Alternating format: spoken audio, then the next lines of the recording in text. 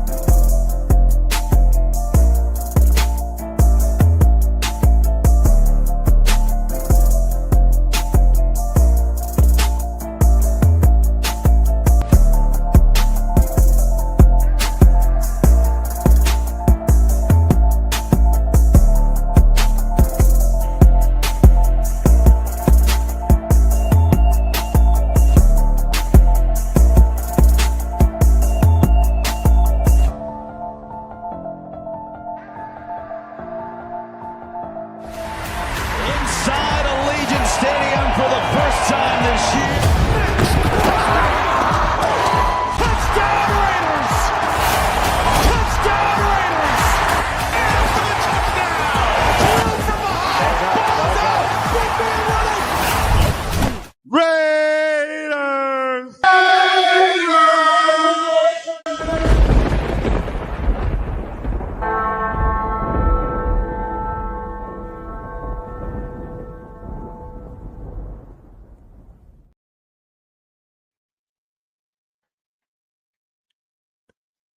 What is the deal, nation?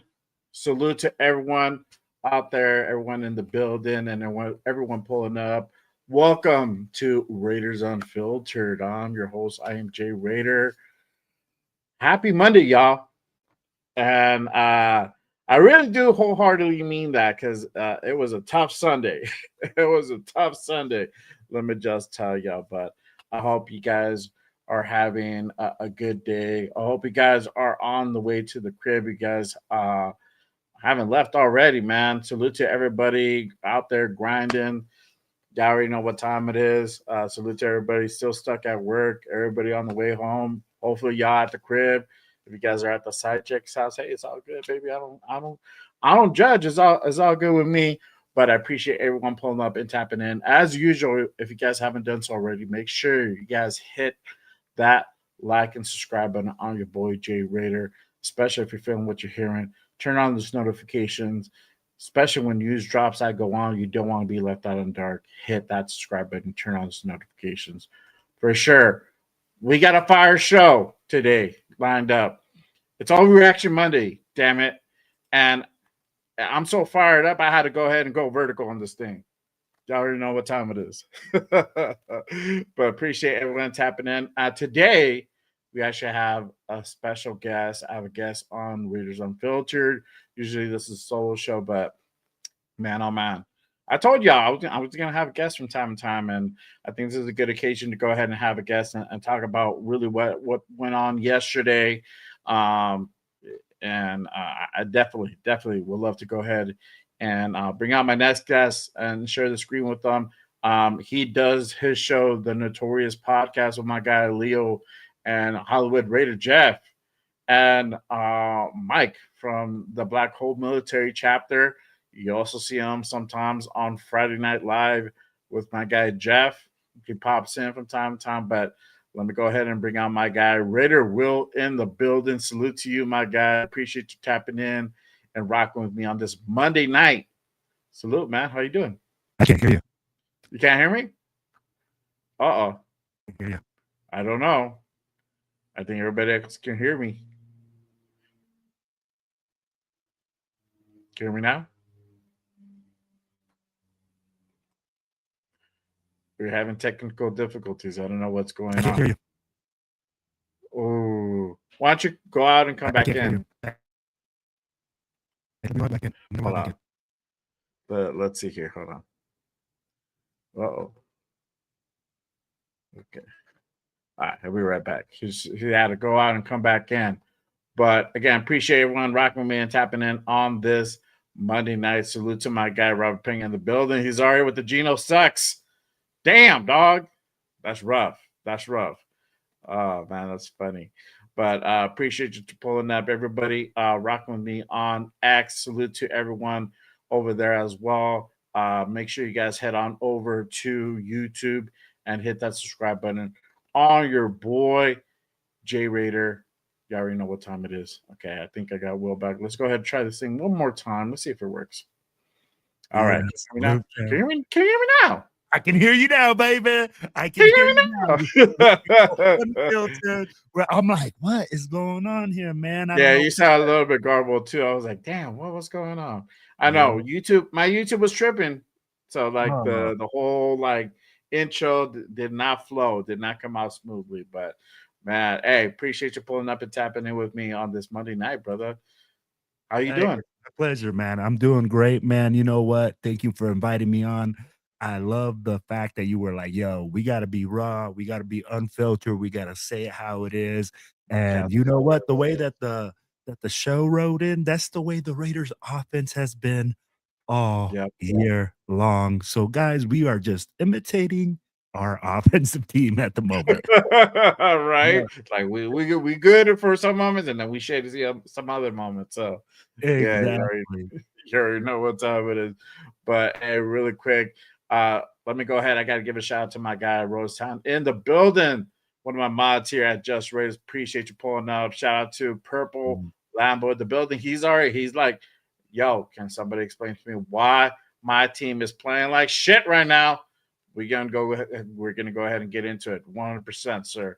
We are. Let's go ahead and kick this thing off. Obviously, without saying, man, it was a tough loss. Raiders lose yesterday. That's exactly what he said. That's how I felt, bro. Like after that blocked field goal. Oh, hey, yo, Jay. I was like, fuck, man. Okay, so I'm gonna take you through the emotions of a Raiders fan as we go, right? First quarter, bro, I was telling everybody, man, I wish I could just pack up and leave right now. Call it a win. I'm like 7 or what was it, 7-3? Something like that at the time. Yeah, 7-3. I'm like, we got this. No problem. I'm like, but I know we got to play 4 quarters, right? So then we get into the second, man, and I'm looking at it. I'm like, I think we were still winning. I think it's like 14 something. And I'm like, I said the same thing. Halftime, man. I'm like, I wish we could pack up and leave right now. I'm like, shoot, man. I'm like, hey, I'd be happy as hell. We just won. Third quarter comes. Yep. What happened?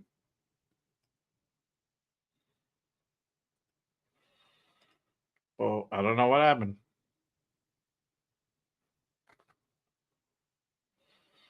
I can hear you. Uh-oh. See, this is what we were talking about as far as like highs and lows. Uh-oh. You might have to go out and come back in. All right, let's try it again. Oh man. Hey, but again, appreciate everyone pulling up. Let me go ahead and continue on. I'm gonna go over the box score really quick while I wait for Will to go ahead and come back. Hopefully you guys can see it. Let's see here. Let me go ahead and just put that fucker on here. Okay. All right. So let's go ahead and follow on together as a team, as a group. All right. 25-24 was the final score yesterday. Total yards was 271 to 357. You had passing yards was 202 to 117. They did better passing, obviously, and we can go ahead and attribute that to those 3 interceptions. Rushing really was here the clear winner and the big highlight of the game. 16 Bears got held to 69 yards. Raiders 240 yards rushing. Breakout game for the Raiders. Breakout game for Genty. Crazy thing. Yards per play 4.2, 6.9. Now I want to say this. If you look at this, if you look at these stats before I go any further down, if you just look at that and let's say you did not watch the game yesterday, you're like, fuck, by all means, like Raiders fucking won that game, right? No, that is not the fucking case. There's a big factor here that we are missing that attribute to this loss, and we're going to go ahead and go into it in just a second. But looking at these yards, 357 yards, that looks beautiful. Passing yards, it's okay. It's mid, definitely could be better. Rushing yards, fuck, man. We just literally ran the ball down their fucking throats. And then yards per play were 6.9. You're like, okay, cool. We looks like we dominated this game. Not the case. We dominated for some portions of the game. And then some other portions we did not look good at all. Let's go ahead and continue on. First downs, it was 16 first downs to 17. Third down efficiency, they were way better. Third down. And then it was 7 third downs, 7 out of 16 to 2 out of 8. Fourth down, obviously they converted their first down. We got that big clusterfuck of a mess on that fourth down attempt. Total plays was 64 to 52. 1 sack allowed by the Bears. I think this is the biggest thing here. We did not allow a sack in the whole game. Beautiful thing. We're going to go ahead and talk about the O-line in just a bit. Let me go ahead and bring in Will now that he's back. All right. Got your back. Yo, so this time it's a mess up on my end. I don't know what the hell happened.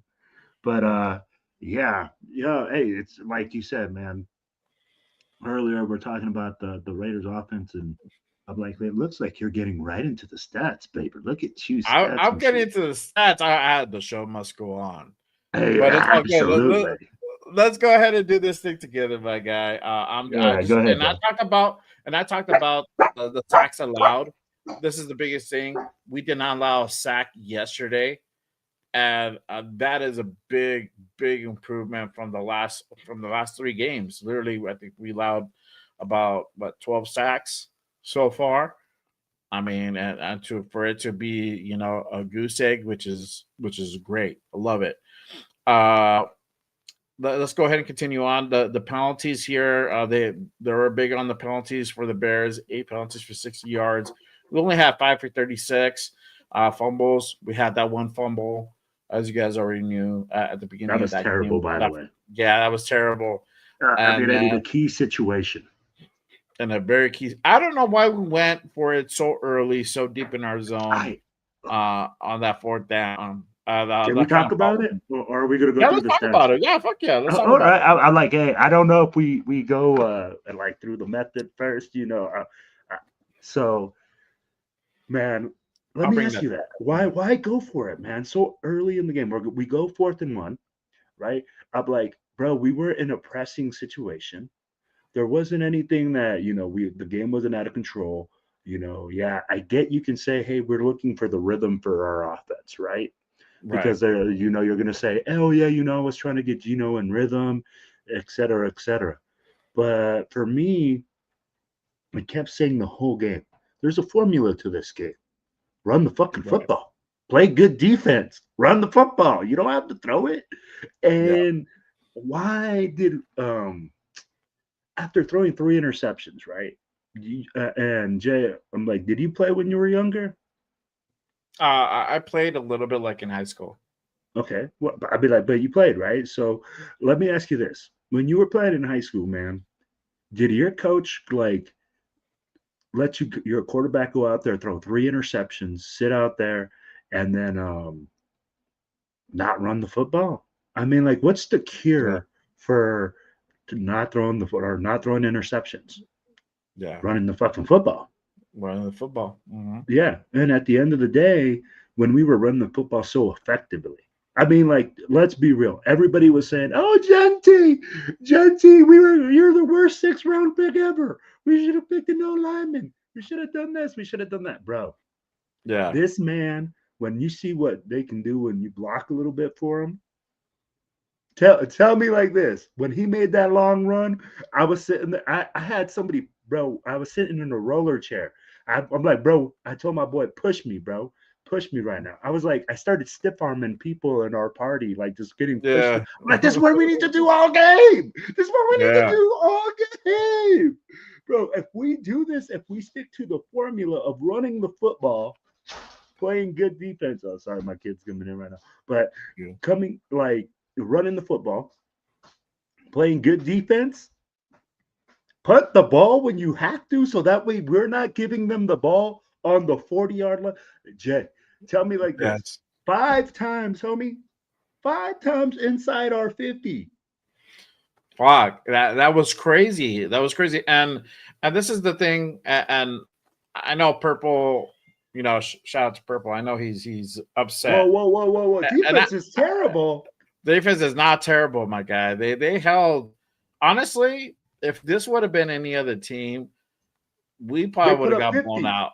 They would put up have 50. been like 50, 40. It'd have been that type of game. But our defense fucking held. Our defense has bailed us out more times than the government has bailed out banks in the last 20 years. Facts. I'll just tell you that. Facts. They keep us in games. And honestly, we don't even have that great of a defense. The talent-wise is not great.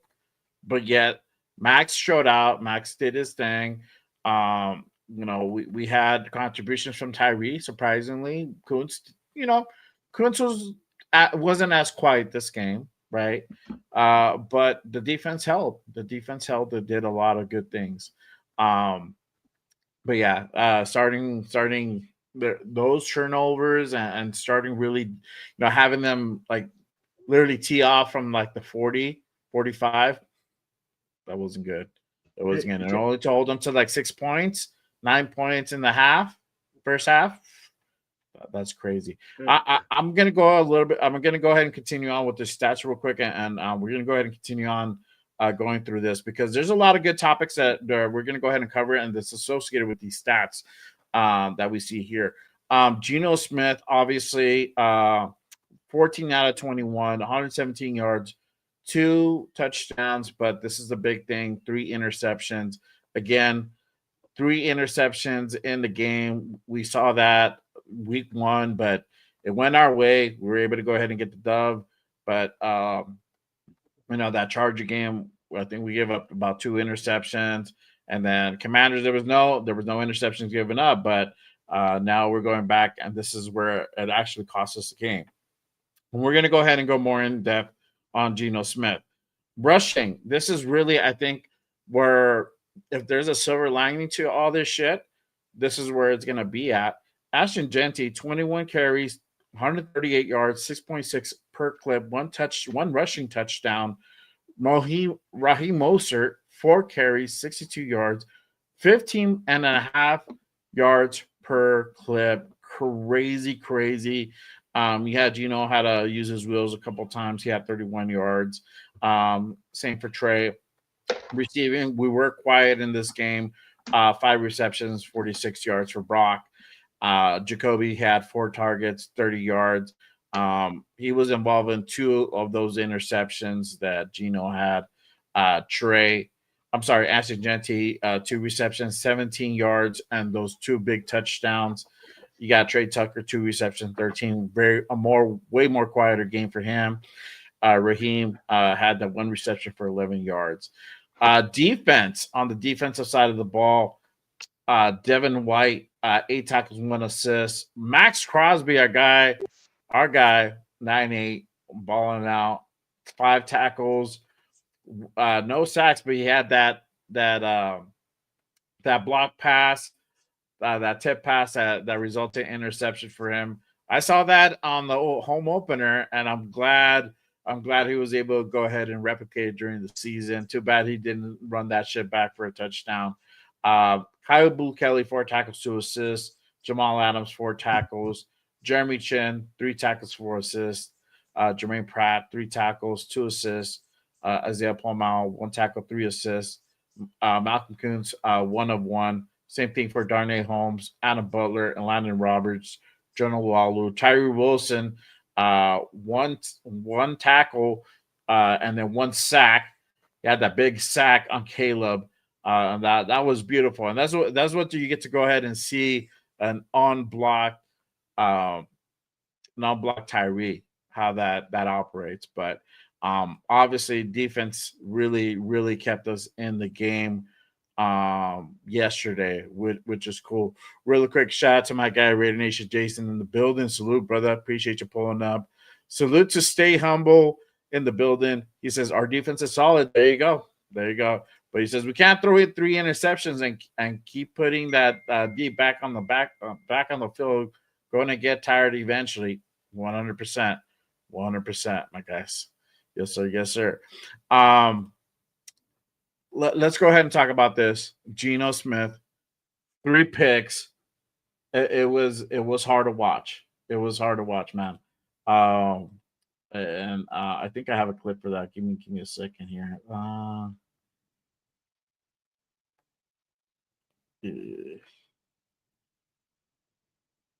I think I got Geno picks here. All right, I got one of them. Here we go. Let me go ahead and pull that up for you guys real quick. Here we go. All right, this is the Geno. This is one of Geno's interceptions from yesterday. Now, I'm playing this clip, but 2 of the interceptions were essentially the same thing because it looks like they ran the play twice, or very, very similar play to what the first one was. This one was in the third quarter. So shout out to Larry Foster for the clip. So let me go ahead and run that real quick. Here we go.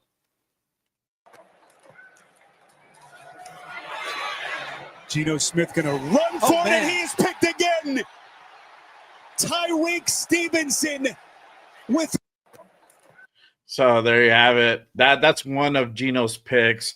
And again, it was just trying to get to Jacoby, man.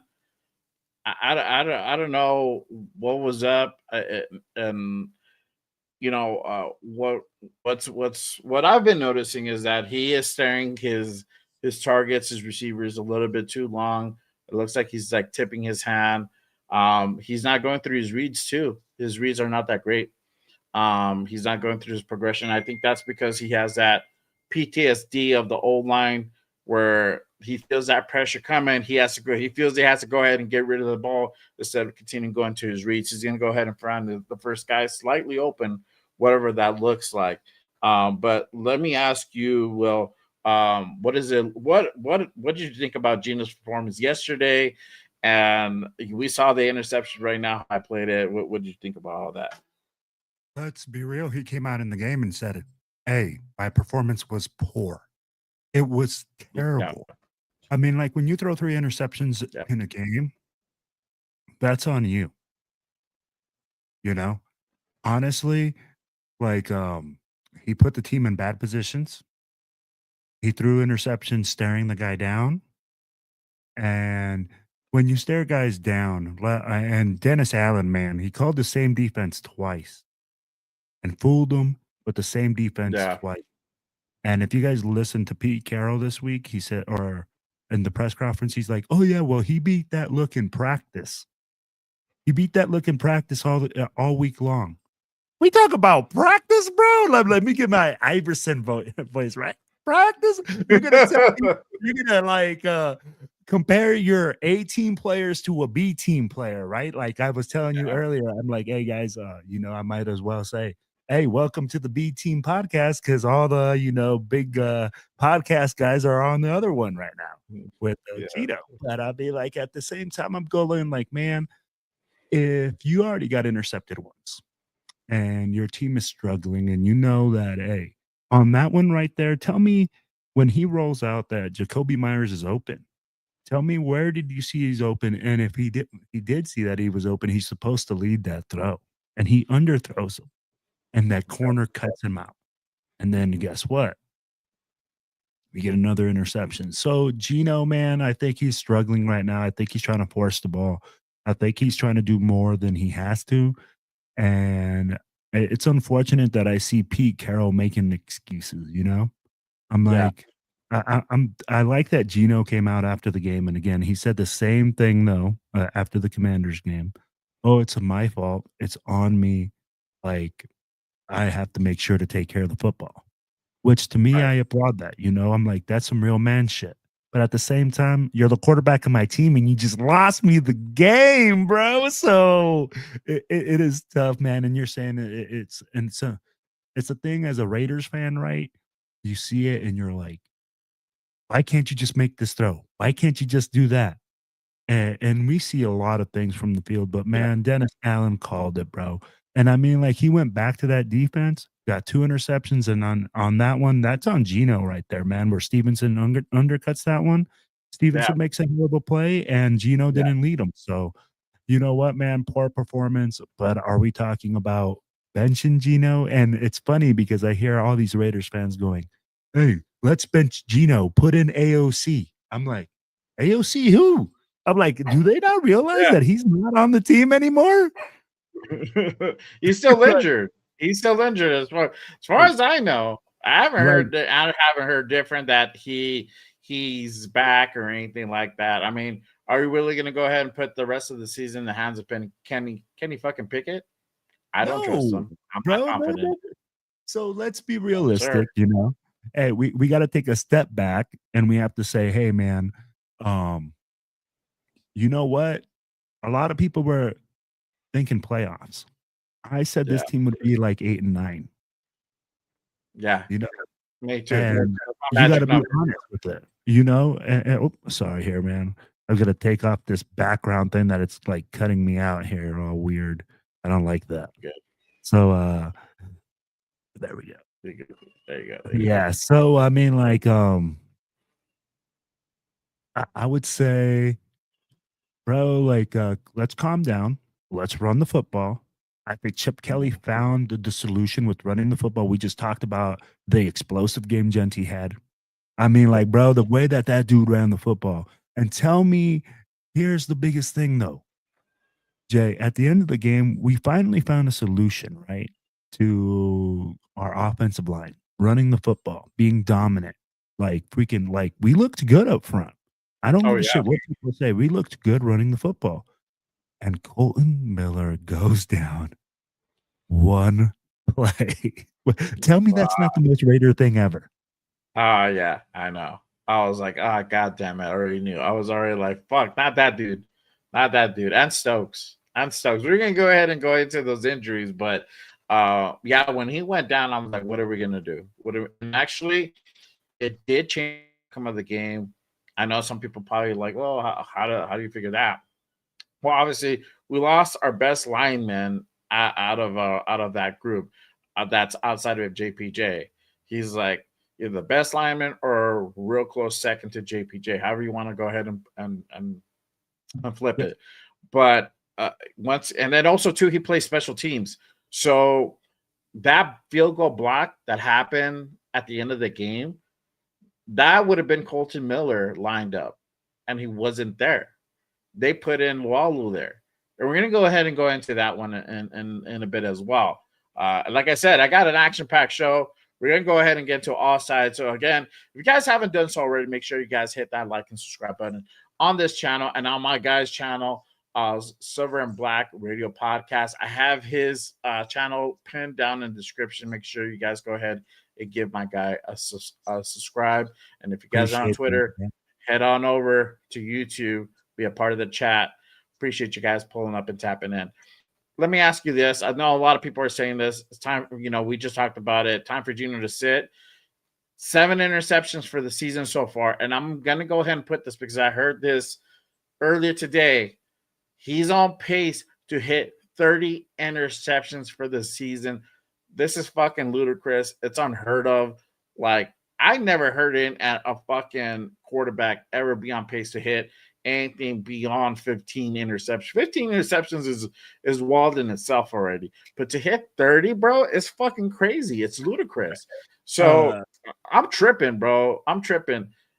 But this is this is the thing that sucks. Who the fuck else are you gonna put in there? You're gonna put in there Kenny Pickett? Are we really gonna go ahead and rest of the shoulders of the rest of our season on the shoulders of Kenny Pickett? I'm not ready to go ahead and do that yet. AOC is out. Even if AOC was here, no, I'm not doing that either. And this is me, and this is my opinion. The dude has cement feet. If you think it's bad right now, imagine AOC out there with this fucking line. Yes, it's starting to become a little. This one game, it showed that it's better, but we need that consistently through the next 14 games. We need to see that consistently for the next 13, 14 games. So imagine if you have AOC behind center or on a shotgun, it's not going to look good. You think five sacks in a game is a lot? Man, we're about to set like NFL records if that kid's in there. And I'm just keeping it a B because honestly, that's my take on that. I feel as shitty as Geno is playing, he is the best option. And this is the thing, and I'm gonna put it out there. Some of Raider Nation, I don't know why they're surprised that this is happening. I mean, this is what you're gonna get. This is a side effect of having Geno Smith as your quarterback. He had 12 interceptions last year with Seattle with the same caliber offensive line, and he's already on pace to. He's already like a few games away on hitting that mark. So, it's not like you have to be surprised as this is happening. Sometimes he's his head case and he gets in his own mind. And this is the problem with Geno Smith. When he's hot, he's hot. He's fucking lights out. Guys like top 5 in the league. But when he's not, this is like where you see like that bottom half, the bottom 20th of the league. And this is kind of what you're seeing with Geno Smith. But I don't know. How do you feel, Will, when you're hearing like, hey, is it time to go ahead and say Geno? Like, do you feel that's a conversation that Pete needs to kind of have and put out there? Like, hey, if you don't shapen up, you're gonna have to force my hand and do something I don't want to do. Like, what are your thoughts about that? Okay, man. So we talked about this earlier. This is what I feel like Geno Smith is right now, guys. Geno Smith now handing out interceptions in aisle 6 down Raider Nation way. So, I mean, like right now, currently, he's in a struggle bus, man. But as a coach, right, I look at it a lot because I coach. I can't look at it like a true fan, right? Like where you're just like, if I'm a fan right now, man, yeah. 4 games into the season, I can understand why people look at it and say, man, it's time to hit the panic button. It's time to be like, oh, where the boat's sinking, everything's going down. There's a lot of positives that happen in this game for us to say that we have to hit that panic button. But am I having that talk with Geno? Am I going down there and saying like, hey, Geno, man, we got to figure this out. What's going on? What are you seeing? Why is it that we're having these situations? You got to take what you can get. Right. You have to make sure that you're out there doing your thing and making sure that you're doing the right thing for the team, making the right play calls, making the right adjustment. Guess what? At the end of the day, I mean, like, you don't have anybody that's better. I don't have anybody that's on this roster that's going to tell me that with our offensive line, with Colton Miller down, and our offensive line and every single other problem we got, that you're going to tell me that Cam Miller, or you're going to tell me right now, Kenny Pickett, bro, AOC, no. Maybe an unretired Tom Brady. Maybe. Do we have him on the roster yet? I mean, like, that's the point where people are going to get to, where this year I feel like people are going to be like, call in Tom Brady. Yeah. And I mean, like at the end of the day, bro, I think we have to ride with Geno. It's a ride or die situation. Yeah. You know, this is if you're gonna ride. Who else do we have? No, not anybody good. I mean, if I think if I'm riding with Kenny, it's because we're forced to ride with Kenny. To be honest with you, I'm not doing it just because. But I mean, obviously, there's a point where enough is enough, and you might just have to do it because it's just like this dude is just like literally just throwing fucking gutter balls and like dudes are catching them. You know, like we have to make a change, and that it's only when the hand is forced should we do it. Now, I hope he fucking turns it around. You know, I And here's have the faith thing, that though. he's gonna do it, and it's a little bit like, yeah, people are gonna say, well, you're wishful thinking, but like the alternative is not any better. It's not any better. I mean, you know, So, it's kind of like we're either way. I think we're fucked. Jay, this is where the thing, right? So, and that statistics, like, yo, it's looking at it with a really, really short period and with a really big microscope, right? Saying like, hey, man, because of these 2 games or out of these 4 games, they're calculating it for the rest of the season. Yeah. And tell me like this, man. You really think this guy's going to throw 30 interceptions this season, then they're going to let him play all season long? No, come on now, bro. If he's throwing pick-a-palooza like that, ain't nobody going to be like, oh, that's my number one. We're That's who gonna I'm go ahead and riding with." die by the sword. No, we're not. No, it's not Yeah, gonna bro. happen. Like, No, fuck that. Even me, I'll be like, no, exactly. that dude gotta go. That dude gotta go. He has to fucking sit his ass down. He fucked that shit up. You know? So I think we ride with Geno for a little bit longer and hope that he turns it around. Obviously, you know, we only have we have Indy this week. After that's back home with the Titans, and then we go back on the road for KC. Then it's a bye week, so literally 3 more games. And I think you give him those 3 games to see what he can go ahead and do. And if he can't fucking turn it around by the end of that, before the bye week, there's going to be a change. And I'm sorry, you know, he had his chance. It's just like we can't go through this. We can't. You know, we're trying to go ahead and build something here. So. But either way, it is what it is. Geno was always a band-aid because we didn't go out and draft a quarterback. Correct. You know, I and mean, the quarterback that we drafted was a 6th-round pick, which is on the practice squad, which does us no good. We tried him out. He's not it. He's not the guy yet, you know, like, and I don't think he'll be the guy. So look, I saw him in preseason in Phoenix and he didn't look good. You know, he looked mid. he's a developmental guy, bro. I mean, like He's you a developmental, yeah. you drafted him in the 6th round, Yeah, 17th. that's it. That's what you're doing. Yeah, This you're not gonna project. get no Tom Brady. Come on now, bro. Everybody goes like, "Well, Tom Brady was drafted in the 6th round." Okay, pendejos. If everybody was getting him in the 6th round, you'd be a GM too, because That dude's an anomaly. That dude's an anomaly. That exactly. was like a rare. It's like you finding a fucking like diamond like somewhere on the fucking beach. Like, what's the odds of you like of that happening to everybody, to every team? It's not. So That's like that's what finding Tom a Brady pearl in is. my Yeah. frijoles, bro. That's like finding a pearl in my frijoles. That's not like an Yes. oxymoron. Guys, if you guys don't know what frijoles is, that's beans because we're brown here. So, yo, like, and we eat beans every morning when you're a little kid. It would be a miracle, right? You don't find that, man. I mean, like, let's be real, guys. And when you draft a guy in the 6th round, he's a project kid. He's a guy that Yeah. you see that he has certain abilities that you're like, hey, man, there might be something there. And if Spytek felt like that, okay. And he's where he's supposed to be on the bench. Yeah. Hey, Daniel Akers, how about them Chiefs? They're right in the cellar right next to us. So, yeah, how about them Chiefs right next to us? Right in the cellar. So, Yeah. yo, and this is where I Yeah. look at it, right? So, Jay, this is where we were just talking.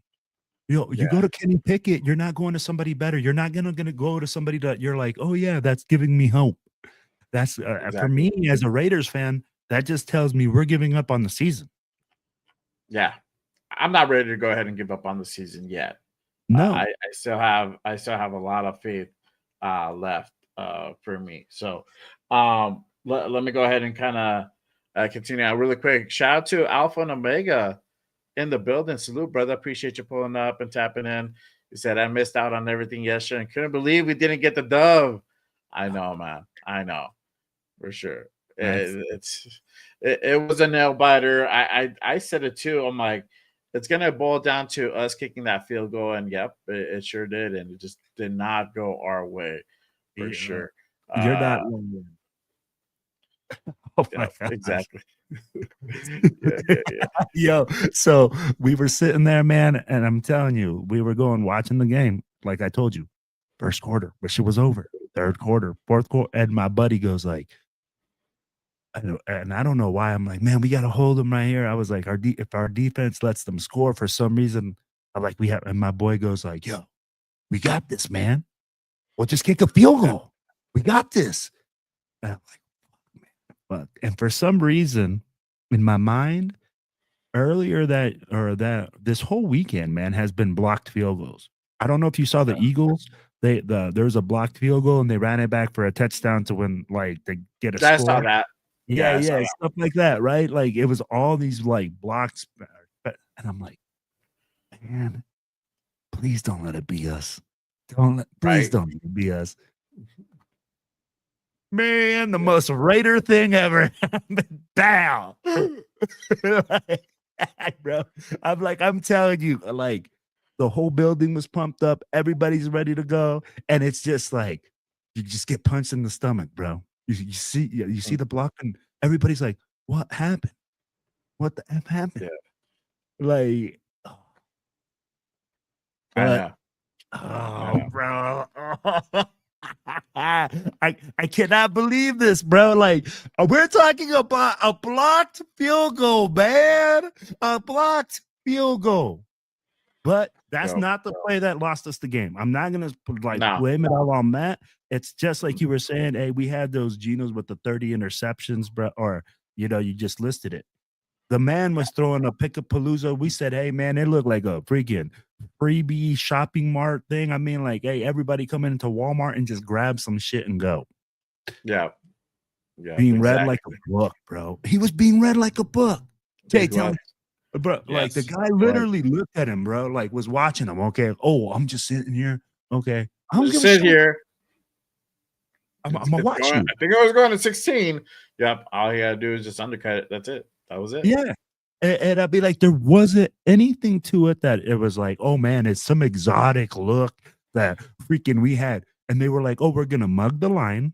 Basically, they had all the guys on the line making sure, hey, they don't know who's blitzing, they don't know who's dropping. Right. And they spy the middle of the field. And it looked like it was a 3 deep, 3 under zone because they had 3 guys underneath, 3 guys on top, and they had a spy. Mm-hmm. And that spy ate him up all day long. Yeah, they did. It did. For sure. The most Raider thing ever. Everything goes right except for our QB. It's always And one of the things that went right is our O-line fucking played better. It's crazy that they played so shitty the week before in Washington, and then they came out and literally had a bounce back game this past Sunday. And I think it's attributed to this man, JPJ. And we've been calling. We've been pleading. Like, why is this motherfucker? I mean, not in the game. Like, he was out the week prior for that concussion. He was under concussion protocol, so he didn't play against the Chargers. He played. He was back for the Commanders, but he only played special teams, and that was a few reps. But he did not get any playing time in the starting line. They plugged him in this week. It was literally night and fucking day. Night and day. And I got some clips to kind of highlight what I'm talking about here. And JPJ being out there makes a big difference. It makes a big difference. So let me go ahead and put this up real quick. Go ahead. All right, I'm going to go ahead and play this clip real quick of JPJ. I'll go ahead and pull that up real quick. All right, cool. Here we go. So shout out to Sean G. Make sure you go ahead and give my guy a follow if you guys don't follow him already. Salute to Sean G. And this is the play of JPJ just on this run. Check this out. Genty getting a breather here. Mostert giving him a blow, and Mostert's got a first down running more. Let's go. I'm a frijoles. Let's go, baby. First down Raiders. Woo. 30 getting a breather Look here. look at JPJ. Giving him a blow, Like, and Mostert just like ripping dudes up. Bro, Just ripping dudes up. tell me he doesn't give us that attitude, but now I see why they said, hey, he's our right guard. He was nasty, bro. I'd be like, hey, he made the 2 tackles on the interception. Yeah, and let me play the one for the interception. And this is Go the ahead. one he had on the interception. Woo! Oh, Give it to him again. Give it to him again. if he doesn't go ahead and put that hit out, oh man, That's money. That's it's money. done. That's money. Yeah, that's 6 right there, and that just goes to show the difference of having JPJ on the line. You know, whether he's playing center or he's playing right guard, left guard, whatever, he just brings that physicality to that offensive line. And I was talking about that with the guys last week, is that they were getting punked. They got punked in that Commanders game. Commanders did whatever the fuck they wanted. There was no physicality in that game. And you saw the big turnaround just having JPJ here. I got one more clip, and I want to play this one because it's so sweet, man. Shout out to JPJ, man. He's one of the real ones for sure. Let me play this one, and this is that pass to Brock, and just look what JPJ does. Just runs out and just like finds that tackle. There you go. Boom. I didn't see it. It didn't pop up on the screen. Oh, I did. Oh, hold on. My bad. It's all good. I forgot I had to click it twice. All right, there we go. All right, this is JP. This is the pass to Brock. Just look at JPJ down below. Hey man, that guy got the stuffing knocked out of him, homie. Oh yeah. Hey, and I'm gonna tell you this. Yo, so I was sitting there, and we have a guy that we call the Pops, right? It's a little old guy, man, and you know we call him free, like just out of love, we call him Pops. He's Pops of our group. Yeah, man, he played O-line, and we're out there and we're looking at it, and I'm like, bro, do you see JPJ's helmet? Do you see how scarred up that is? I'll be like, the bad is putting in work, Big Daddy. Oh, yeah. And I mean, like, yo, you give me 5 guys like that. Tell me, Jay. Yep. Exactly. Hey, Putting JPJ was a must for sure, 100%. but tell me, why did it take the coaches so long to figure it out, bro? And this is the thing that gets to me, bro. And you know, yes, I'm gonna go ahead and criticize Pete, but it's because the shit that he's saying, it just doesn't make sense. You're seeing what he's able to go ahead and put out on the field, but yet he's still saying like you're still competing for his job. Why? Look at what he's do. Look at all he did in that game, and you're still gonna go ahead and tell me that he's still gonna go ahead and compete for his job. Why are we just talking about him? Why are we not talking about Parham? Yeah, Parham had a better game, but what happened to those other 3 games before that?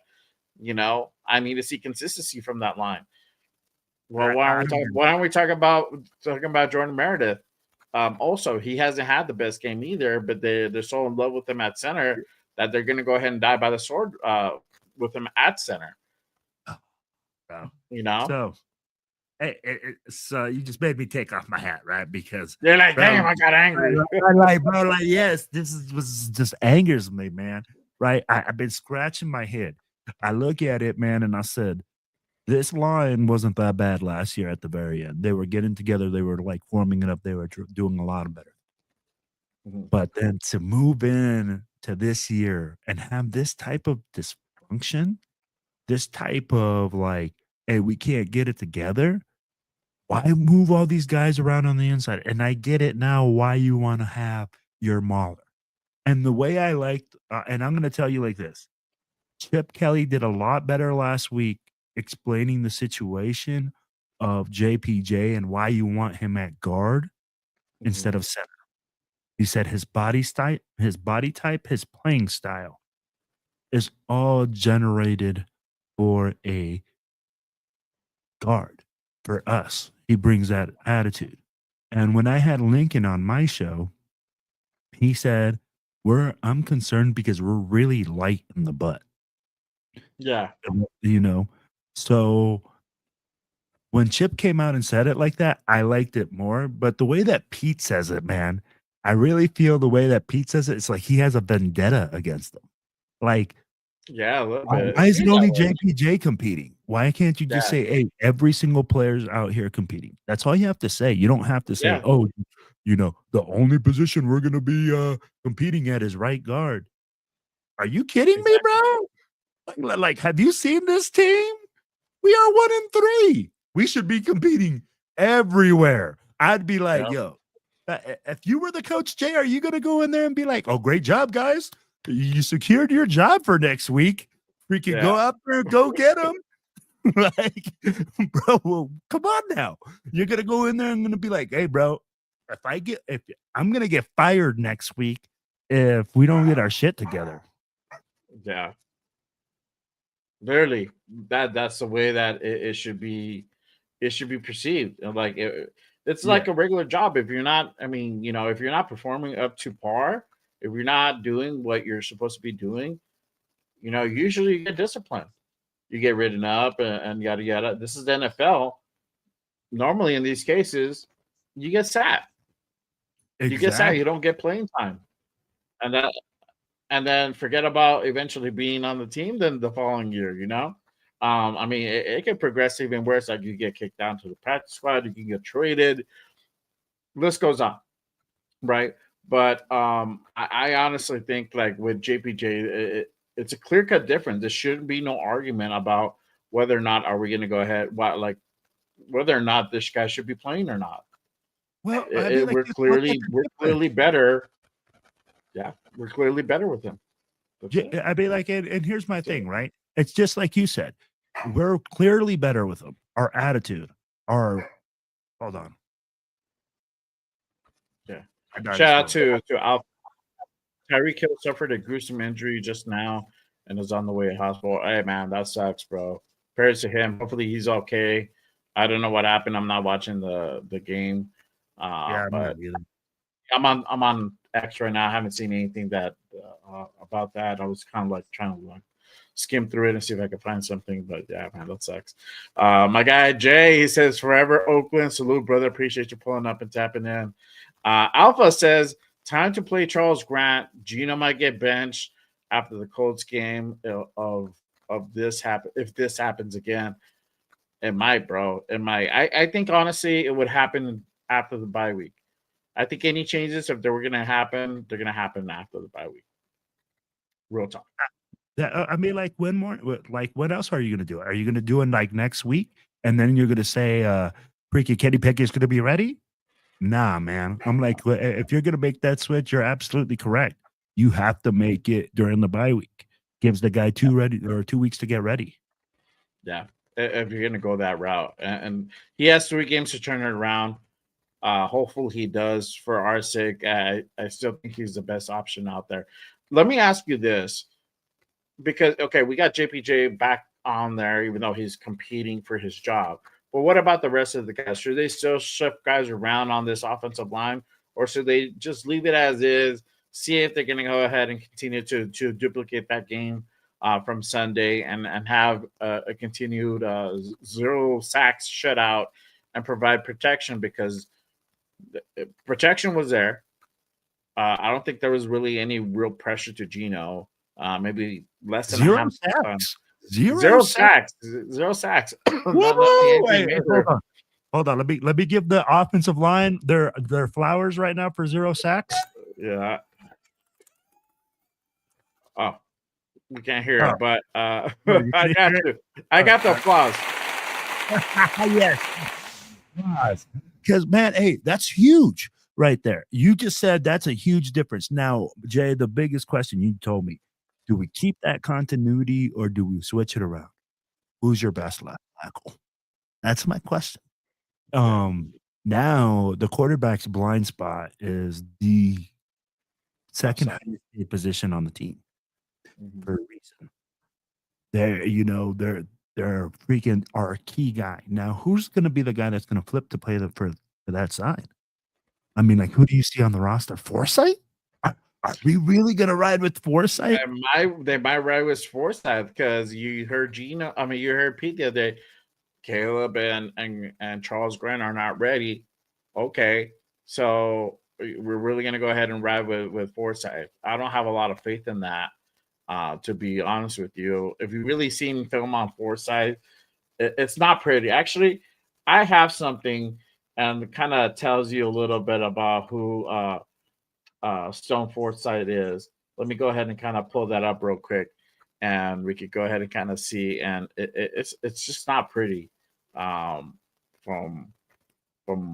what I but let me ask you this: did we grab his best clips or his worst clips? Oh, this is not the good clip at all. This is not a good clip at all. And he's on this left side. Yeah, this is left side. Geno's left, our right. So let me go ahead and play that real quick. Here we go.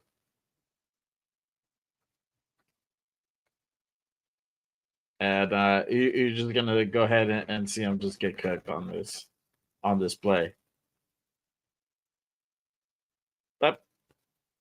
That's Stone Forsythe for you. That's Stone Forsythe for you. And Geno has experience with him, and to run it back with Forsythe, I know in the back of his mind he's like, "Fuck, man." Now I gotta really run for my life. I don't know. What do you think? Like who? I honestly would want to go ahead and run Charles Grant if I could on that. I feel like you have to look at it, and that's where I'm like, man, I don't know. I really have to look at it and say, Chip Kelly, and I hate to say it, Brennan Carroll. You have to figure this out. You have to look at it and say, who's your best left tackle? What's your option? Who do you see on the next opponent that's your biggest threat? Where do you need your guys? That's where I'm like, and if it's Foresight, then we better have a large formula of running the football. And I mean, like, if that's going to be our solution is running the football, great. But last game, the most time that we had success running the ball was to the left-hand side with Colton Miller and Parham together. So we need to find somebody that's going to work well in tandem. If you saw that last play, which was, I think, 4th and 1 or 3rd and 1 before, I think it was the 3rd and 1, right? Yeah. And I mean, like, Forsythe got freaking worked. The freaking pressure came from that side. So at the end of the day, man, you have to look at that. Yeah, it might be Grant time. It might be Grant time. Well, why not play your rookies? Yeah, and then you don't have anything to lose here at this point, Jay. And I said it before. What do you have to lose? Right. And this is the thing. I don't know why Pete is so scared of running the rookies where he's known to run rookies before, right? And he's hesitant, like, well, they're not ready. I'm like, so I mean, get them ready. That's your job. The guy has sat now for 4 games, right? He's sat. He's been a healthy scratch. He hasn't played, so he's been practicing. So when is he going to be ready? When is he going to be ready? You don't have a choice. It's like this, all right? Like my dad always said, hey, if you're going to be a man, there's going to be situations where you just got to apretar los huevos. And you got to man up. And hold them nuts. Yeah, hold them nuts. For everybody who don't speak Spanish, you got to hold them nuts and just be like, all right, fuck it, here we go. We got to do this. We got to make it happen. This is where that we in. This guy don't have no choice. We can't sit here and be like, hey, maybe we're going to put in Pedro. Or maybe, bro, it's when you're in the game, We got to go. It's like you got to make it happen. So you're right. It's going to be trial by fire. But at the same time, I want to reiterate this is that Raider Nation needs to be patient because of that. We can't sit here and be like, oh, well, this guy, he sucks. Why is he playing? Motherfucker, he's playing because we ain't got nobody else. Yeah. And you know what? If you think you're good enough, the Raiders will be having tryouts down at Allegiant Stadium for offense. There you go. You're a big guy like me. Just, I know. You're about 6'4", 6'5". Go on down to 14. I think was it 1425 Raider Way in Henderson. They're gonna go ahead and take they take an application for offensive lineman for left tackle. There you go. We'll take anybody. Yeah. They don't grow on trees. Offensive linemen don't just grow on trees. I'd be like, you just said it yourself, man. We were talking earlier. I'm like, yo, Latinos, we're on the small side. I'd be like, yo, I don't see 6'5", 300-pound gorillas walking around the neighborhood all day long. You don't. No. And that can move like the wind? Hell no, bro. Most dudes that are that big, they're soft, they're easygoing. I mean, like, they just like to eat food and just chill. Yeah, we can bring back Jamarcus. Let's bring him back. Shout out to my guy Raider Way. He's like, bring back Jamarcus Russell for LT. He's that big. I believe that, dog. I believe that. I'm sure he's still under contract. Oh yeah. They're like, I'm pretty sure that contract was burned to in a holy fire, dog. And I think there needs to be some sage done on it. Run it back and do some sage, bro, because I feel like the fucking ghost of Jamarcus Russell still haunts us to this day. And I'm going to ask you this, Jay. So everybody, like when I was watching the game, and everybody after the game always tells me, like, oh, this is why we should have drafted an offensive lineman. This is why we should have drafted an offensive lineman, right? Instead of Genty. Tell me that you felt that way after this game. Tell me that Genty didn't make you feel like the number 6 pick, that he was worth every little single part of that investment. Yeah, for sure. It made a great move. And I mean, like, and this is with an offensive line that first gelled this game. Yeah. Oh, yeah. 100%. 100%. I'm going to go ahead and get into the Genty topic real quick. Really quick, let me go ahead and hit up the chat because obviously chat lives do matter. Appreciate everyone tapping in. Shout out to my guy GMX in the building. Salute to you, brother. My guy Alpha and Omega. Forsyth is big for nothing. For real. My guy GMX. Shout out to San Antonio. Yes, sir. Yes, sir. He's like, puro pinche Raiders y Geno, puro pinche pedo. For sure, dog. For sure. Shout out to my guy OC Nation in the building. He's like, hell yeah. JPJ center to start. Merida sucks. I agree with you. Do I think that's gonna happen? Nope. Shout out to Raider Paul. He says, save y'all monies. I'm gonna still spend that money, bruh. I don't care. Support my team no matter what. Yep, exactly. Shout out to John Leon in the building. Salute, my guy. Appreciate you pulling up. Salute. Let's see here. My guy OC Nation, make it a Disney movie like Mark Wahlberg. Yeah, sure. Oh man. Yeah, he is worth the pick. But this is a thing, bro. And real quick, shout out to Accelerator in the building. 543 to 10. I know, shit, bro. It's probably gonna be that fucking score. I hope not. Bro. I hope it's respectable. I hope it's respectable loss. Giving him the ball. If we keep giving him the ball on the 50, bro, it might be that. It might be that way.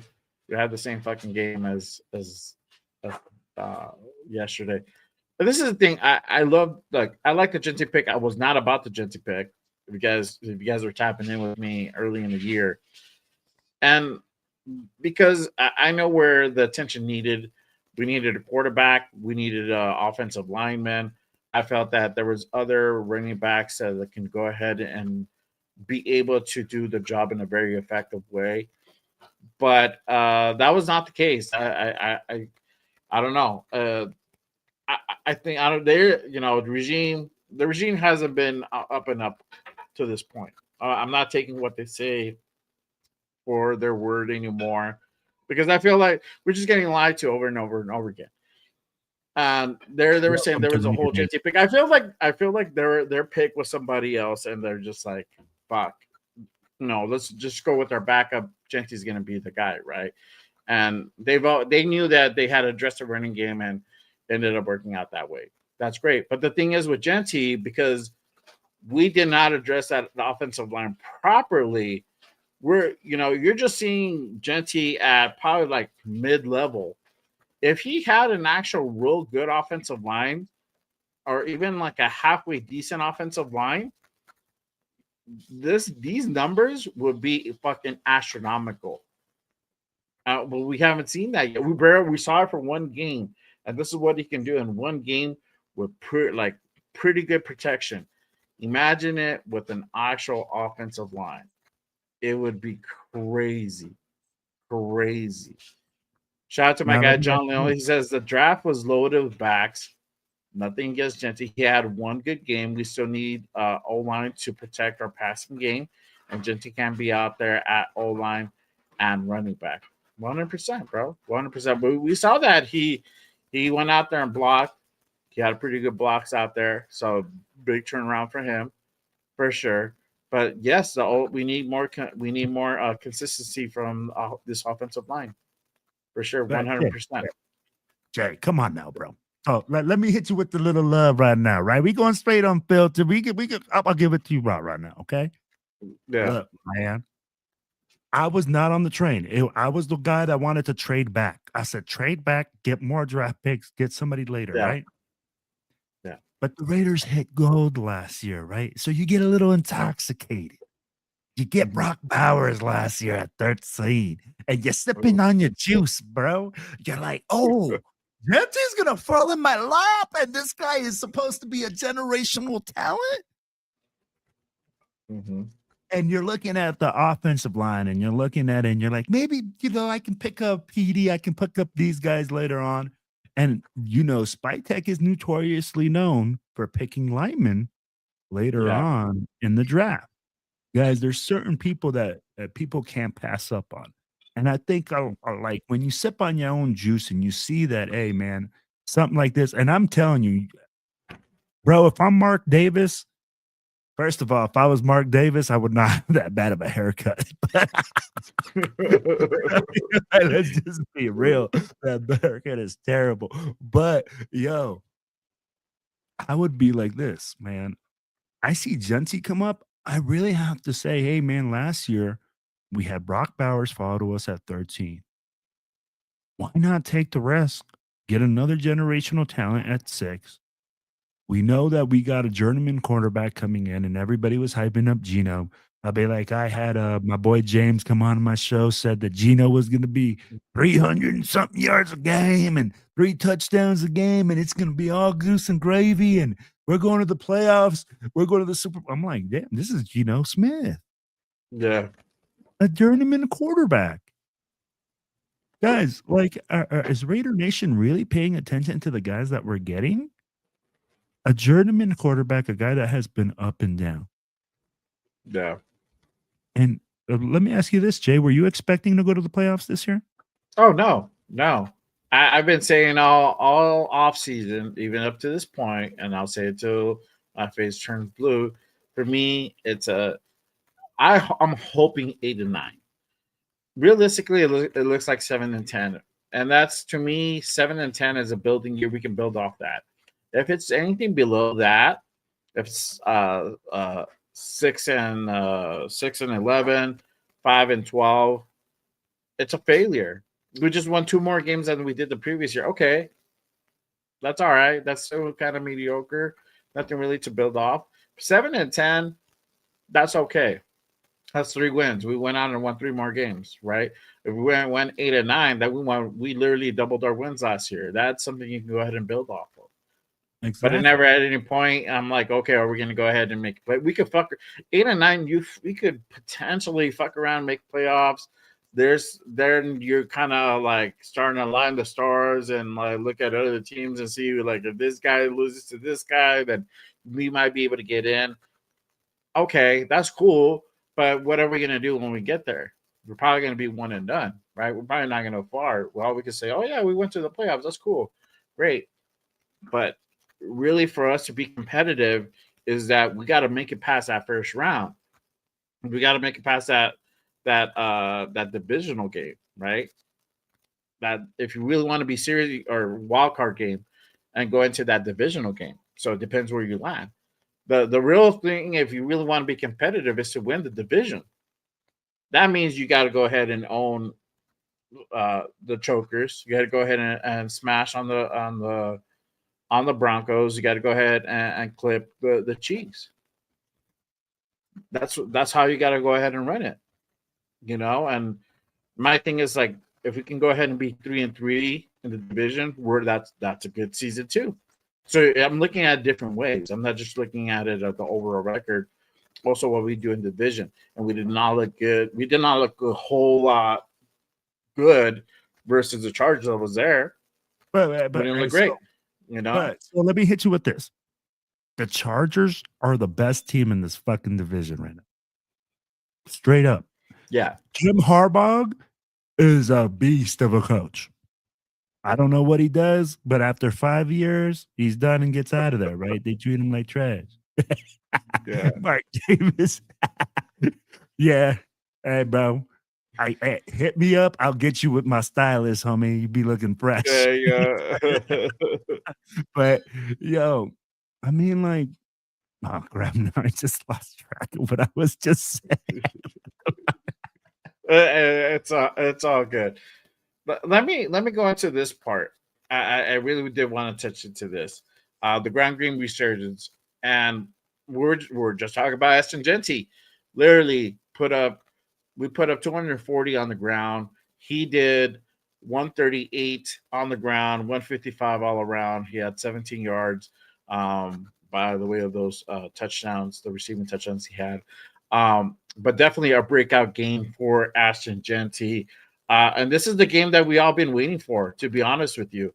And yes, it's sir. like a lot of people were saying that it's a bust and all this shit. And at any point, I didn't think that. For real, I didn't. And it was just like, we just got to get this dude into space. We got to go ahead and get this guy at least past the line of scrimmage so he can go ahead and have a shot. And then we can actually see Ashton Genty operate. I'm going to go ahead and play another clip for you guys. This is basically all the highlights of Ashton Genty's work, and those touchdowns he had yesterday as well. So I'm going to go ahead and pull that up. Again, shout out to my guy, Rated Resistance. Let's go! Let's go. Shout out to my guy, Rated Resistance. If you don't follow Rated Resistance on IG and X, make sure you guys go ahead and give my guy Rated Resistance a follow with the fire content. But he has some clips of Genty. Let me go ahead and put that up there. There you go. The season against the Dallas Cowboys. Ashton Genty breaking free. First down run. Boy, that's got to feel good for the young rookie running back. They are coming up. Pitch play, Genty. Hard, stiff arm, Genty. We're starting to get that. And Dylan Parham really leading the way to get those big plays. Pitch play to Genty, making a miss. Genty weaves his way downhill, down to this. And Sewell is really taking advantage of this opportunity. Now, Dennis Allen likes Edmonds in that spot. This is Genty out of the backfield. Genty sprung free for the Vegas touchdown. And what has been one of the worst statistical games of his career. 3 interceptions. They give it to Genty. 2nd and goal. Geno underneath over the middle. Genty. He's got his 2nd touchdown catch. Genty springs free.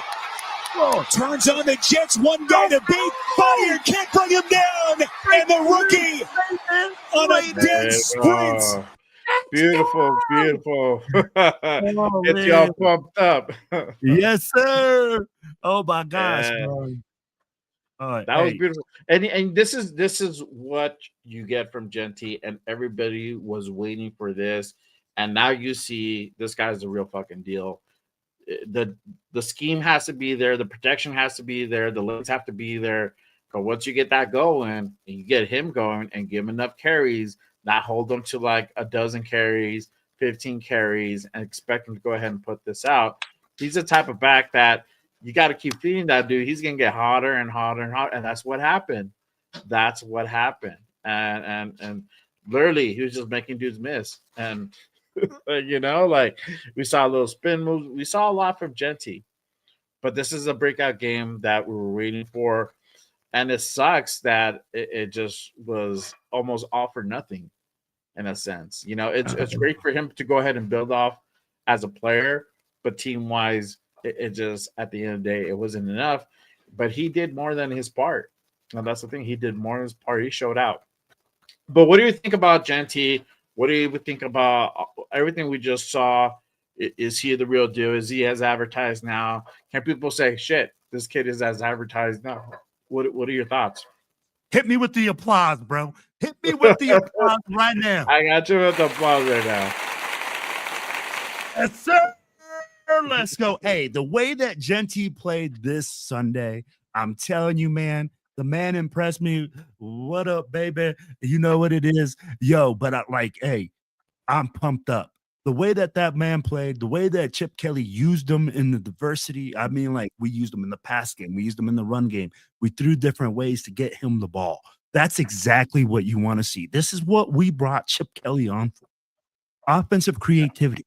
Get the way to your ball play or to your guys in a creative way so we create mismatches. We did that all game long, Jay. I'd be like, we use this man in every single facet of the game. I mean, like, we should have just put him on special teams. Maybe he could have brought one back. But I'd be like, yo, just like you said, we finally fed him the ball. He feels comfortable in our offense. I'd be like Israel just said, look at his stance, man. At first, I was like, hey, man, this man's standing straight up. I thought coaches told him to fix that. Yeah. But no, they said, hey, he's like, I'm going to go back to what naturally goes back to me, and I'm going to make it happen. And, bro, tell me like this. He made it happen all game long. Yep. That offensive line kicked some ass, took some names, and yes, hey, Jordan Meredith made a mistake. You still see mistakes up front, and that worries me. But at the same time, with this type of running game, it encourages me to see that we are not a one-dimensional team anymore. Yeah. So, you know, I mean, like at the end of the day, bro, it's like you said, Genty was a freaking monster. You just saw the film. You just saw the film. Bro, tell me that does not give you some flashbacks of Josh Jacobs. Oh, yeah. You know, tell me that we did not find a guy that's valuable at 6. No, you know, everybody's going to complain and say, hey, you know what? We should have drafted another guy. We should have drafted this guy at 6 or that guy. Bro, this man just came up and showed up, and I don't care what people say. They're like, oh, it's his first good game. Look up the facts that 101% of his yards were after contact before this game. Facts. So I'd be like, you give him a little bit of blocking, and this is what this man can do. Yeah. And tell me that Geno didn't benefit from that. 0 sacks, bro. 0 sacks. Yeah. Because we were able to go ahead and run the ball, you know, and this was a team to go ahead and run the ball on, and we did that. Exactly. You know, and this is why you see 240 yards rushing. And this is another thing, Mostert. Finally, we got to see fucking Mostert after being like MIA for the first 3 games. He shows up, and this motherfucker puts up 62 yards rushing. 62 yards. That is insane. That is insane. You know, I played the clip earlier with JPJ, and that was Mosert's run, and he just had that big run. He was finding success on the ground. You know, Well, Start played like this, bro. He played like a monster. Let me get in my monster voice right now. He said, yo, I'm here and I'm ready to go beast mode. Basically, man, I'd be like, he came in there 15 yards a carry. 15 yards a carry. I was like, where is this guy? Why hasn't this guy been replacing Zeus all game long? Yep, exactly. And this is the complementary that we're talking, the complementary run game that we're talking about. You got Genty, and then boom, you hit him with Moser, a different style, and then this is what I literally put that up on my stories on IG. I was like, this is what the fuck we're waiting for. This is what we're looking for. This is what we needed, and we saw that come to fruition. So there's a lot of good shit that, as bad as this loss was, in the sense that it was just a heartbreaker, and that's, if you guys are on next, it was a heartbreaker. As bad as a much of a heartbreaker was, there's silver linings to a lot of this play. The defense came out and played really well. The offensive line finally blocked, finally opened up lanes and had a really good game. Allowed 0 sacks. We finally saw the run game going after like 3 weeks of being stalled. We finally saw for what it is and what it could be, and continue to be. So, this is the silver line. This is some of the positive we can go ahead and take away from it, that we can go ahead and build off, and hopefully we can start turning things around. My thing is that, there's certain games that we know we're not going to win, right? We know that Philly is going to be now, most likely both of the Chiefs games are going to be L's. Hopefully we can win one of the 2 out of the Bronco game. Chargers, that's a tough one. I don't know if we're going to be able to go ahead and pull out the dove on the second one when we're in the back in Cali. So, but Jacksonville, Giants, Tennessee. We'll go when we host Tennessee the following week. That's a game that we can win. They're 0-4. So there's some of the games that we can go out there and win and turn this thing around. But we have to build off of this game. And like I said earlier, the defense stepped up. And they kept us in this game. If it would have been any other team, I think they would have put up 40 on us the way that we started off, and the way we coughed up the ball and turned the ball over. And this is the thing. Max had a great game. Shout out to my guy Max. I love Max. I named my fucking kid after him. Called him out. Like, yo, he's busy, but I mean, the time he starts actually coming alive and we're starting to see that impact from the game is not until like about the fourth quarter. He needs to come out faster. He needs to start off earlier. And that's what he did. I mean, it was so crazy that, this guy almost had, he almost ran it back for an interception. And I saw that block pass that he had early in the game. I'm going to go ahead and play it real quick again. Shout out to my guy, Red Resistance. My guy with the INT. Too bad he didn't run it back for that 6. Play clock down to 1. Williams batted up in the air, and it is picked. Crosby. Jesus, man. What athleticism. Beautiful. What athleticism. That was beautiful. And he almost did that twice this game, bro. He almost did that twice. He almost did that twice. He almost caught it again. There was a play where Caleb had to go in there and like bat the ball away from him so he wouldn't get it.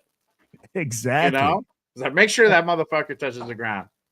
So I'm going to tell you like this, man. It's like you said, Max Crosby came out with his hair on fire, bro. I'd be like, the man was playing like a man possessed. And I think it's like you said, though. Pete Carroll really has to look at his decision making. If this is another team, bro, for us to go on it on a 4th and 1 and put our defense in that type of situation, we can't continue to do that. I don't think that's the formula to win, So as big a game as our defense had, and I mean, like, bro, they played lights out. I don't care what the score was. If you guys look and watch the game, the positions that they were put in, man, for them to make those types of stops and Max Crosby to lead the way, unbelievable. I mean, like, this is where we almost look like the Ravens. Bro, I had that feeling, like, I was like, man, these guys ain't going to score on us. Like, we're giving up 9 points? We gave up 9 points in the first half, and we sitting there giving them the ball on our. It's like saying, hey, man, we're daring you to score. and this team couldn't put in a tutty. Yeah, But exactly. yo, so I'm gonna hit you with this, man. So I was also doing some stats research because my man Jay, hit me up with the stat stuff. This defense, man, was out there for 33 minutes. 33 minutes. Jay, tell me that's like acceptable for you. Tell me that means that we are keeping a consistent offensive game. And for them to give up that many points and be out there that long and on our side of the field, unbelievable. Yeah. Yeah. And like I said in the beginning of the show, we only held them to 9 points in that first half. Anybody else would have been down like it would have been like 21-7 or something like that. They kept us in the game. You know, that one from Max, you know, they held them to, you know, that 4th and 1 attempt that just went sideways, literally hold them to a field goal, then come back and then another turnover, we hold them to another field goal. I was like, oh shit, like we could possibly win this game because they're balling out. They're balling out. Yeah. Defense came alive, they stepped up, they did what they had to do. And the rest of the line showed out as well. The rest of the D line. And I said that in order for us to be able to go ahead and find success, as far as one of my keys to victory was, we needed to go ahead and apply pressure to Caleb Williams. And that's what we did. We applied pressure to Caleb Williams. You know, the only reason why we lost this game, again, those 3 interceptions are the thing that cost us. That fumble is what cost us, you know. We couldn't go ahead and go down the field and put up points. You know, there was a couple times that we stalled out and we had to either punt it away or we couldn't put up at least a field goal. And that ended up being the difference at the end here. Really quick, let me go ahead and go to my chat again. Appreciate everyone tapping in and rocking with us on this Monday night. Appreciate everyone. Salute. Let me real quick. Here we go. I like this comment from Accelerator. He says, I trust the regime. You can't clean up 25 years of incompetence in 5 games. That is facts. And for everybody who's calling to fire Pete, to fire Chip, I mean, we've done that in the past. And what has it gotten us? We're at this point. It's the same shit. And think about this. We only have Pete for 3 years, 2 more years technically, because the season is still here, right? We're on year 1. We only have him for 2 more years. 4th year is an option. He can opt to stay with us, or he can opt to retire or do whatever he wants. But he's here for 2 more years. Might as well just keep the guy and let him at least build a foundation for the next guy, whoever that is. If it's going to be Chip, which I hope it's not, and if it's PG or if it's somebody else from the outside. We got to have that continuity. We got to have that stability. We can't keep going from offensive coordinator to another offensive coordinator or another head coach or to another head coach and then expect you guys to be fucking great. It doesn't work that way. You have to have some stability in the building, and unfortunately it's with Pete. Now, I mean, obviously if we don't win any other games for the rest of the year, then we can have that conversation. Like, then any other fucking team is going to have that conversation. We're like, you know, maybe he should go ahead and hang it up. But I don't think we're there yet. I don't think we're at that point. But we definitely need to go ahead and continue to have continuity for sure. Let's see here. Let me follow up with that one, Jay. Let me follow up on that one. So I'm going to hit you with this formula, okay? As a coach, in year 1 is a breakdown year. You're just reforming, you're building your culture. By year 3 is when you're going to see the real changes in a team. By year 5, you should be in a championship team mode. That is the formula for like that most coaches use. When I get brought over to go coach in Europe or go coach other places, that's kind of the schedule that we give them. That it's like a 3-year process to become competitive. You know, to bring in your players, to bring in guys that are going to fit your system. So I really like what you just said. I just had to follow up on that. No, for sure. Shout out to our guy Alpha and Omega. Says all the other teams in our division have a better O-line and QB. We're falling behind as a franchise. I definitely agree with that, for sure. Shout out to my guy John Leo. He says exactly so early. Maybe we can go ahead and save the season by benching Geno. We're already seeing what Geno is as a so-called veteran. I'm not ready to go ahead and make that call yet. Give him at least the three remaining games. You got Indy this weekend, and then we come back to Tennessee. We host Tennessee, and then you got KC, and then you make that assessment. And if you're going to go ahead and make a change, you're going to plug in Pickett after the bye week. Cool, let's run it with Pickett and see what happens. But I think you need to go ahead and stay with your best option, which I honestly think is Geno Smith for sure. Raider Way says if Meredith would actually block someone other than Eric, he might have a chance. Hey, you know what though? Hey, so let me ask you this, Jay. Let me ask you this. At work, are you perfect at work? Oh no, of course not. So it's just magnified, right? And that one play, man, where he pulls. That's the one play that everybody's looking at for this game, is that he pulls and makes that mistake. But you know what? I'm going to tell you, I feel a lot better with Meredith this game than I did 2 games ago. I don't know why, or, before in the Commanders game, he looked a lot better. But sorry, man, I love the comment, but I just. Yeah. Go ahead. No, you're good. Shout out to our guy, Izzy Guzman. Appreciate you, my guy. He says, what do you guys think about Genty's stance, though? Hey, he changed that stance up, and this is a result. My thing is, like, if it ain't broke, don't fix it, dog. And if it works for you, fuck it, run it. Run Yes, it. sir. So if he wants to stand up the whole fucking game, so be it. And if for everybody who doesn't know what we're talking about, this is a Genty stance. Shout out to my guy Real Resistance. The old stance is back, and you're seeing him right here. He stood up the whole game, and it worked for him. So, hey, if it ain't broke, don't fix it. Keep doing your damn thing for sure. This is what I think about Genty's stance. Let's go, baby. It doesn't matter the way that he's standing in the backfield. It matters what the production is on the field. And if he wants to stand up and the production is going to be 143 yards a game on the ground, I'll take it. Let's go, Genty. Let's go.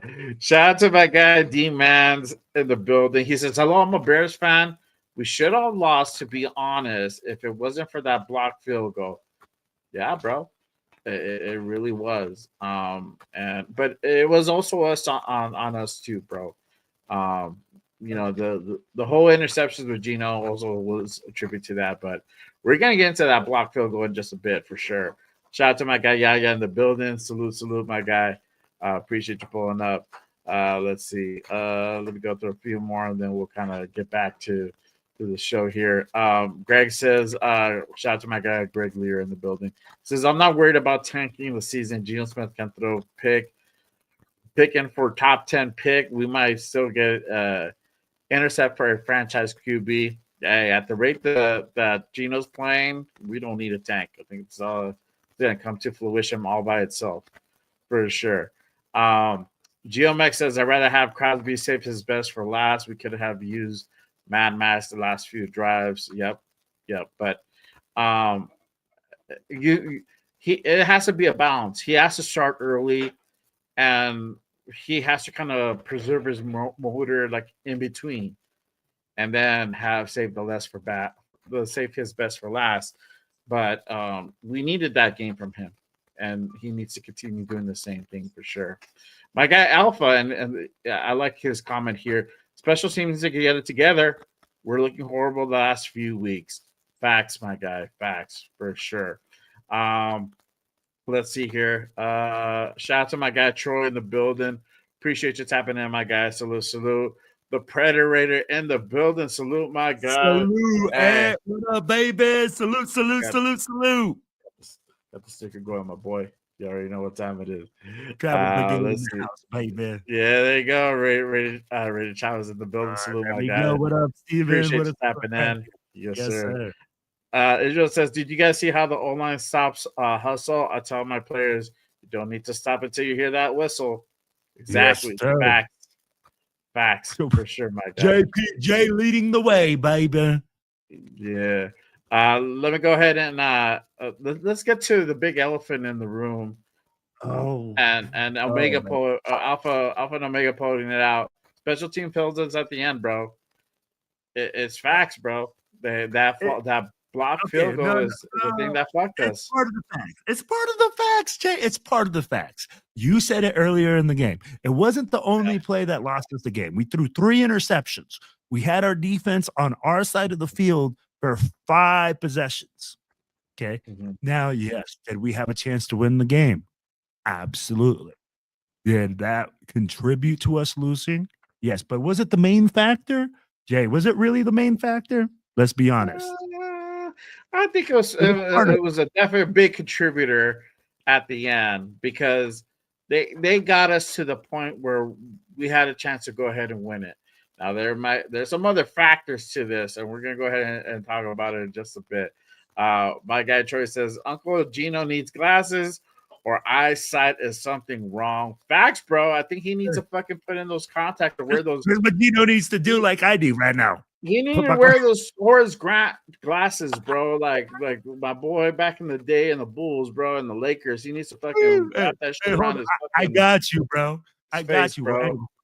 That now that you just said that, I'll be right back. I got you. Hold on. Oh, he's gonna whip it out. There you go.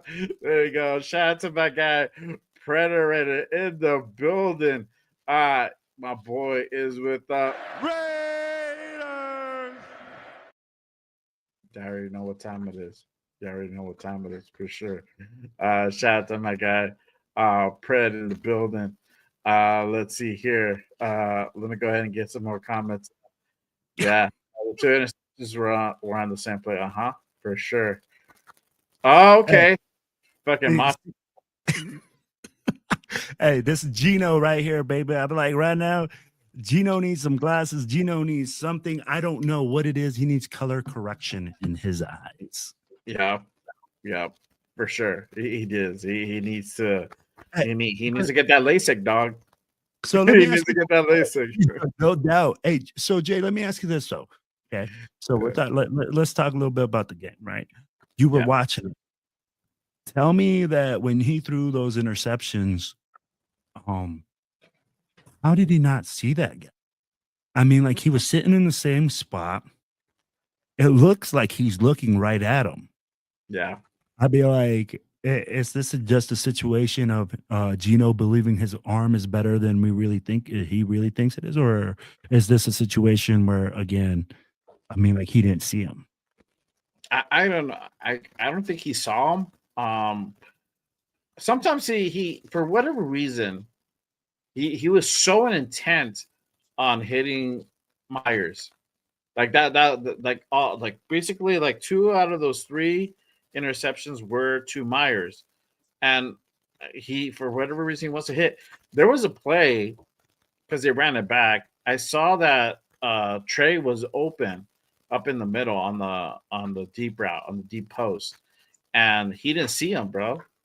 He was like single with the safety. Safety there was a space between the safety. Now if you air it to him, Trey can go ahead and make that deep shot.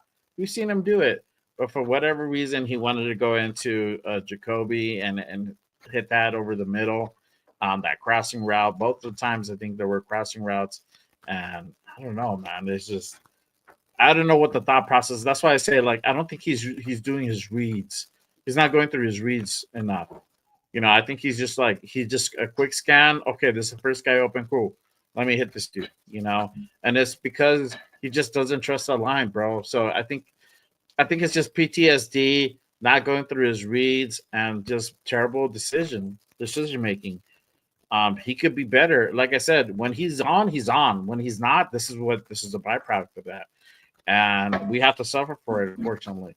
And like I said, he's on pace to hit 30 sacks. I'm sorry, 30 interceptions a year. 30 sacks. That's like 30. Hey, at one point, no, the sack count was even higher. I said the stat was put out 68 on pace to hit 68. I think it went down probably significantly. I probably think it's like in the 50 range now because we didn't allow sacks this last game, so it probably went down more.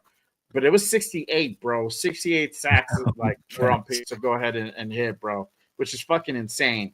And Geno's on pace to hit 30 interceptions, which is insane on top of it as well. Nobody like in professional football I don't think has ever reached that mark, bro. And if they have, they're no longer in football. They're out there fucking selling fucking life insurance, bro. But and right now we're about to look for the next Kurt Warner. I mean, like we're about to start looking in every grocery store for a quarterback. The way that we're going for Raider Nation. But I mean, like, man, it's like you said, I don't think I think Geno's gonna turn it around. I think we're gonna find the formula, man. I mean, like, and really people are saying, oh yeah, Geno looks terrified, Geno looks rattled, he looks like but this game, I really don't feel like he should have been seeing ghost. I really didn't feel like he was under duress a whole ton this game. So I feel like I asked you, I said, hey, could he see him? And I'm listening to Pete Carroll say, well, we went against that set in practice and he kept beating it with that throw in practice. Yeah. Man, I'm looking at so it. That to me sounds like it's a play calling thing. So that to me is like it's automatically going to him and he's not going through his progressions. That's a design play, like it's going to Jacoby no matter what. And that's why we probably forced it in there. So that to me is a play calling thing, which it's like, okay, you got smoked, you got cooked the first time. Why the fuck did we roll back to it the second time? That's I agree with you. That's a run. They knew, and Dennis Allen had to just make a slight adjustment to it, and that's it. Guy was winning again. Same play. Even the announcer called these like it looks like the same play. Yeah, and it was, and it was exactly the same play, the same set. And tell me that Dennis Allen did not look confident every single time he called that. Oh yeah, and it worked. And I mean, like, so that's where I'm like looking at it, and I'm saying, hey, Geno's out there, and I think he was forcing the ball. I think that play was designed to go there, and he's forcing the ball into these like tight one, and it's been happening more than one game now. Oh yeah. So are these plays designed to go to that guy? Are the coaches telling them this is where the ball's going? Yeah. I mean, like, those are questions I want to ask. Yeah, that's a really good question because to me it feels like a design play. So it was always going to go to Jacoby, and he was just going to try to feather it in there or thread the needle to get it in there, and it's just that's a chip thing too. The first one, it's like, all right, cool, it happened. They got wise. You also, it's on Geno because he was like staring him down. He's like giving away the fucking play, and all the guy had to do is just undercut him, and that's how he got the pick. The second time, going back to almost a very similar play, it's like, wow, you just got cooked on the same fucking play before. Why are we running it back and try to force it in there? Like, just go through your reads. Have some trust in Geno, especially if your offensive line is playing better. And at that point, I think it was some time had passed and the offensive line was having success. Then you should just let Geno go through his reads and just be like, look, go through read. If you have Jacoby open, cool. If not, find the next guy's available and not throw it away or run it, whatever you need to do. Real quick shout out to my guy, Real Talk Raider Nation, my guy 805 in the building. Salute, my guy. Appreciate you pulling up and tapping in with us for sure. Raider Way says Geno looked rattled. He needs to complete the same easy check down and get his confidence up and then take some shots. 100%, my guy. 100%. Let's see here. But Pred says mint shit 2.9. I mean, mint shit. Hey, if you look at the stats, they're very compatible right now. Yeah. I mean, like, or comparable. I'd be like, so I mean, like at the same time, I'm like, do I feel like Geno is like Minshew? No. I mean, like, hey, tell me like these games, and I'm gonna ask you something too, Jay. So I don't know about last year. I don't know how long you've been just watching the games and stuff, but last year, man, I've watched I really for a long time. All right. So the last couple of years, right, when we've been losing, bro, I really felt like we didn't even have a chance. Like Right. we didn't have a fighting chance. But this year I've been really locked in. Like, man, we've been like fighting like tooth and nail. And I see that there's a lot more fight in the team. And that in that respect, I do feel like we're more competitive. And I want to watch the games till the end. I mean, like with McDaniels, bro, I was sitting there watching the games, and sometimes I was like, shit. And then with Antonio Pierce, I was hyped. I'm not gonna lie, man. I was super hyped. And then it went like, bro, we burnt that candle real bright, real fast, and it just, it just went Yeah. bad. But this year, right now, I'm like, our team has fought. So how do you feel about that? Yeah. I don't know, man. I don't know. It's just I feel with this year it is a different team. I think it's just there's certain things that we need to make adjustments on that we could turn around now. We're not gonna be badass and we're gonna be like just blowing teams out, but I feel that we have potential to be competitive and win some games, at least win the games that we're supposed to win. We didn't. This was a game that we're supposed to win, and we did not. Now the other two games, which is the Commanders and the Chargers, the Chargers was 50-50. The Commanders already had that as an L. It's just the way we lost that game. Was the thing that was really disgusting. But this game was definitely a winnable game, and I said it all week long. This is a game that we're supposed to win. So I feel that there's games that I know we can go ahead and go out and dominate and win respectably. We're not gonna have blowouts. So what I mean is we're not gonna dominate. It's by dominate meaning like we run the ball, like running 240 yards rushing. That's dominating. You know, um, it's just making sure that we're balanced and we have it also through the air. We're not turning the ball over like we're doing now. In years prior, yeah, we had Jimmy G, we had fucking Booger Minshew. We saw what that was, and this is different from Booger, right? That guy just they would pan the camera to him, and he was just like this lost, glazed, scared look on him. And Jimmy G, forget it. Jimmy G was a different fucking thing, and he was just terrible out there. And he also had that face of no confidence. But Geno is just like that frustration, like fuck, I'm better than this. You are better than this, bro. Yep. Get your fucking head out of your ass. That's just what 100%. it is. So I think we are better than last year, but it's just not has not come to fruition. There has to be some changes. There has to be adjustments. Hey, if at the end of the day we need to go ahead and bench Geno, we got to bench Geno because we can't go ahead and give up 30 interceptions for a fucking season. That's insane. That's ludicrous. That's asinine. Can't do that. So at that mark, we got to do what we got to do. I think we're still we still have the potential to turn things around and make this season salvageable in the sense where we can go ahead and build towards the next year. And hopefully that's the case. I'm going to go ahead and mention this. Again, special teams failed at the end. And this is the big thing that's been going around. Did the long snapper give away the snaps?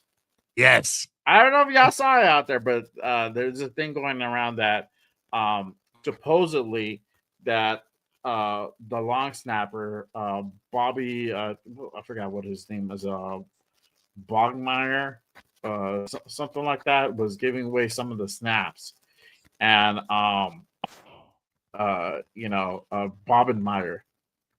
Bobenmeyer was gave away some of the snaps, and there was like little subtleties that he was doing to go ahead and give that away. I'm going to go ahead and put this up. Shout out to Kenny King Jr. on IG. Make sure you guys go ahead and give my guy a follow. But he put this out. Bobenmeyer's tail lead to field goal block. So I'm going to go ahead. I have an actual another clip. I just wanted to go ahead and put that out there. Bobenmeyer is our long snapper for special teams. He does the field goals and he does the punts. But this is the thing. There was in Josh Blackwell, which is like the guy on special teams. He's like the second string corner or something like that. He plays special teams. He was told by his long snapper, Scott Daly, that he was noticing something on film from our long snapper that he was giving away. He was kind of tipping his hand on when the ball was going to get snapped, right? Let me go ahead and pull up that interview real quick of Blackwell, and he was talking about that on his interview yesterday with the Bears media. So let me go ahead and pull that up real quick and play that interview. Here we go. Throughout the week, Scott Daly had given us a little tip with the snapper. He would move the ball right before he would snap it. And so the first two, we got really good jumps. I'm like, I'm close. Like, I'm going to get one. AC was like, we got to get this kick blocked, and I got a good jump. And yeah, so that's what he was talking about. Now, and it's hard to view it when we're watching it on TV, but if you slow the game down, you get to see what he's referring to. I'm going to go ahead and play this clip. Shout out to Sanjeet on YouTube and on X. Make sure you guys go ahead and give Sanjeet a follow. He's one of the best at film breakdown, alongside my guy 805 in the War Room. They're really good at film breakdown. This is from Sanjeet, a little clip he had from his video he released out earlier today. Let me go ahead and play that. There's a towel here by the long snapper, because as soon as he's about to snap the football, as soon as that tell happens, and the end zone angle camera is kind of in the way, but you can tell that the long snapper starts to move. And as soon as he starts to move, you can see the cornerback goes. He's going to be the first guy that essentially is going to be able to jump this. And that's a great job right there by Blackwell to be able to jump it. And again, even more than this is actual field goal block I was talking about. Now keep an eye on the long snapper. You can tell he's moving right before he snaps the football. You can see it. If you guys just pay close attention, you see that movement right there before he snaps the football. You can tell these guys are starting to recognize that pattern right there. Yeah. So you guys saw that, and that's the tell that everybody's referring to. Again, make sure you guys go ahead and give Sanjeet a follow on YouTube. He comes with the Fire Film Breakdown, also on X as well. But when you see that, I'm like, was that the shit that cost us a game? Is this something where now he has to go back and change the way he does things? Because now you see it, it's like they were on it. Yeah, you're absolutely correct. Look, the way that he rocks his butt and he rocks up and down, that's a big tell. I don't care what Pete Carroll said today. I'm going to tell you how my kids tell me, right, when I'm coaching kids. Coach, I promise there wasn't a tell. I didn't rock my butt. I just snapped the ball. Bullshit, dude. That's some little kid bullshit. That's some backyard bullshit stuff right there. Okay. I mean, like him rocking up and down, bro.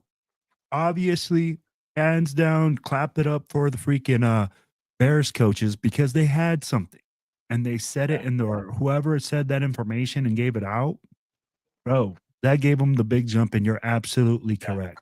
That was their own long snapper that he was studying film, and he told his special teams, like, hey, this is what this dude does. This is his tell. This is his tendency. He'd look out for that in the game. And yeah, sure enough, that dude was like on it. And if you guys could go back in that game, go through the highlights, and then you'll see like every special teams, like every like field goal attempt, he was getting closer. And it was just like at the very end, he just got him. And I was like, fuck. I was like, fuck, man. I was like, I can't believe they blocked that shit. And now it makes sense. Yeah. Like they were ready for it. They're ready for it for sure. Yeah. See, Greg says I benched the long snapper, replaced him with another long snapper. I mean, I don't know who you replace him with.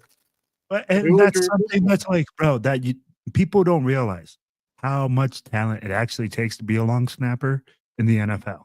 It's not easy to long snap. It's a certain talent and a certain technique that you have to use to long snap. So it's not like you got like 10 guys lining up to be like, hey, coach, I line snap professionally. My last time they line snap was probably in high school. Yeah. Or they long snap, like, and that's a longer than the freaking shotgun snap. So at the end of the day, what you have to do is go back to your coaches. You have to look at it and say, hey, man, we need to unfuck this situation. Yeah. I don't know if JPJ could long snap, bro. I don't know if he's long snapper. The difference between like snapping out a shotgun and snapping out of like special teams, because I think it's farther, right? And you have to like put it like right in between the chest to go ahead and make that happen, Yeah, so this is what I don't know everybody's anything talking about about. snapping me. I'm gonna tell you whatever. Put me in, coach. Put me in. I can do it. Yeah, long snapping, no problem. That's exactly what everybody in the chat sounds like right now, man. Like, oh yeah, we can just anybody can. We just got 10 guys that can do it. No, there's a specific reason why these guys get paid. Look at it. John Kondo. Do you remember when we had John Kondo? We had Leckler. We had Sebastian Janikowski. Those guys went to the Pro Bowl together. Those guys were all individual Pro Bowl players. The reason that they were there, special teams. And that's exactly what exactly is real. Everybody's like, hey, put me in. I can do this. No, man. I'm like, hey, at the end of the day, we really have to look at that and say, man, we just need to fix that situation with that tell. Yeah. The guy can do it. It's not like he's like gives a bad snap. It's, hey, you have a tell. Now that we figured it out, you got to fix it. Yeah. Yeah, for sure. And this is the second week where we're having issues with special teams. Game before that, giving up those big plays, and this week it was just the tell on the situation where it really counted that game winning field goal, and unfortunately that wasn't the case. Let's be real. Who was there? The replacement? Who usually lines up there? That is Colton Miller. Colton Miller is supposed to be there. So if you guys run it back, or if you guys look at it back again, it's actually Lualu who's lined up there. And Lualu is the one that on every special teams, well, on those two, there's two. He doesn't block the guy quite effectively. He doesn't block the guy at all. Right. He like grabs him and like, yeah. At the end, obviously he didn't block. He missed that blocker. He fucking half-assed it. Bro, he didn't even half-ass it. And this is the thing too. Why the fuck did they go out and put Lualu to go ahead and block? Why aren't you having JPJ out there? Why aren't you having Parham out there? Even if he sucks, like Parham at least is a lineman and can block. Try to at least block this guy. I would have put out fucking Glaze. Kappa, well, what the fuck is Kappa doing? Kappa's like over there, like, drinking Gatorade or shit. Like, why not use Kappa? You're talking about like you want Kappa. You're paying the guy $11 million. Go out and have him play special teams. Who gives a fuck? He's sitting on the bench. Why are you playing Jonah Waldo out there? I love you, bro. I love you, but like you said, effort, right? Like I'm gonna tell you like this: the effort that guy put in, would my mom be like, "Pinche huevón"? Get off the couch and go do something. That's exactly the effort he put in. This is the thing too. You can only blame him so much because he's a defensive tackle. He's not a lineman. No. You put a lineman on that situation. No. You put a lineman in that situation. You have practiced. Have you practiced this? Are you? He's the backup. He's a backup or whatever he is, or they just told him. I don't know. If Walu is a regular special teams guy. I don't know if he's a regular special teams guy. No, he's not a regular, but I'm going to say it like this. Jay, if you have practiced it and you're the backup, because you're the backup, right? Well, how do we know he practiced it? No, hold on. Because, bro, they're professionals, Jay. I don't think he's practiced it. I don't think he's practiced it I don't think he's a regular special teams guy. I don't even know if he's a backup. if I they think they probably inserted would have it- been like, "You going in, bro?" Like that's it. You could have used Kappa in that situation. Like, hey, I go in agree. there. I agree with you. I agree. So I'm not disagreeing with you, but here's the two things, right? Here's the two things we don't know: whether he has practiced it or whether he was just a fill-in guy. Hey, what's up? Yeah. Like, so if he's practiced it, okay, and you are the backup, and I'm sure he has because I'm telling you, Jay, these guys are like on the pro level, bro. You practice for everything. And I'm sure these coaches have practiced every situation. Now, if they go out there and they put him in that situation without practicing them, then shame on those coaches. Shame on them for putting him in that position. And you're absolutely correct. Now, if he's practiced it and he is the backup, bro, that effort was just, bro, that was just bad. And I'd have to go like, both on the coaches and on the player. Yeah, for sure. For sure. And it just sucks that all that happened. Hopefully they learn from this and now they know not to put Jonah Walu in there and have that type of issue and not be able to go ahead and block a guy. Well, and maybe you fix the tell. Maybe fix the tell. Maybe fix that's the what it tell. was. You have to fix the tell too. Yep, for sure. Yeah, 100%. So it's like you said, 100%. it's a combination of things for sure. Yeah, 100%. And we got Shout out Eagles fans, we got Bears there you go. fans. They got the Eagles fan. Yeah. Hey, well, Oh, all good. So those you guys are respectful. Yeah. Hey, salute to everybody here rocking with us on this Monday night. Shout out to 50 in the building. Appreciate you guys. If you guys haven't done so already, make sure you guys hit that like and subscribe button on both channels. Mine is Just Raiders, baby. You got Silver and Black Radio Podcast. Make sure you guys go ahead and give my guy Will a follow for sure. Yes, sir. Yes, sir. I'm going to go ahead and go over to this part. The injuries, we had some injuries and it sucked. But our guy, Colton Miller, I think was one of those injuries. Let me go ahead and post this up real quick. Shout out to Ian Rappaport. So Colton Miller got injured yesterday. He actually had to go ahead and get carted off the field. And then this comes out today. So not good news. He says Colton Miller, who limped off the team's final drive, is believed to have suffered a high ankle sprain. Sources said he's having an MRI, but is potentially a multi-week injury. So for him, it looks like he's going to be out for a few weeks. I think probably anywhere from like a 3 or 4 week range. Usually with the high ankle sprain, it kind of goes that way. You also had Eric Stokes that was out as well. I think with Stokes, it's a little bit lesser.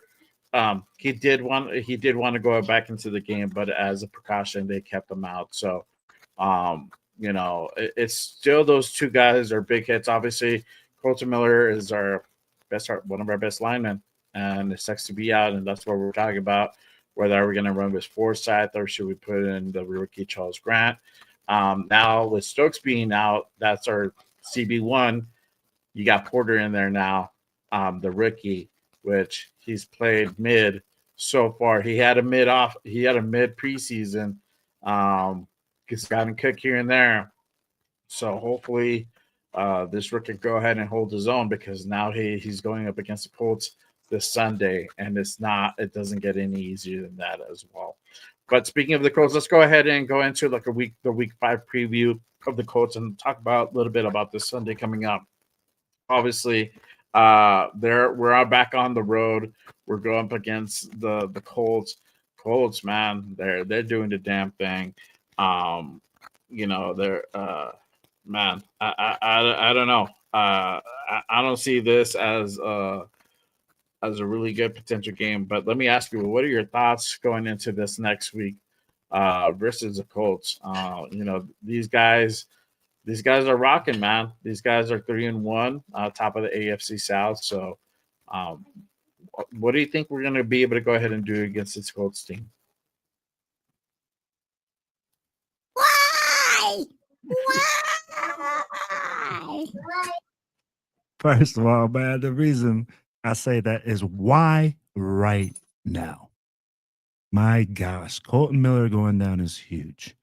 I mean, like, if we were to go in there 2-2, I would feel a little bit better, right? I would feel like, hey, man, we're gonna have some confidence. But Right. honestly, against the Colts right now, the way that they're playing and the way that we're playing, this game might get ugly. Like, here's the real thing: this game Yeah. might be a 42-point game against us, 40, 49. I'd Yeah. be like, but here's where I want to see what we do, right? I want to see what the changes we make if we run the Mhm. ball efficiently. Um, there's a lot of keys to this victory, and it's not that we can't win. And I don't want to Mhm. come out here and be like, yeah, we can't win this game. No, it's going to be a really tough game, a really good team. The Colts are a freaking animal, man. I mean, Yeah. like, dude, they got Danny Dimes playing like Danny Dimes. Fucking resurgence of Danny Dimes, man. That Bro, is I crazy. mean, I didn't think this dude was going to be doing this in Indy, to be honest with you. and that's the truth, right? So we're running into this thing, and I mean, like, Danny Dimes is playing like this, man. I'm gonna tell you like that.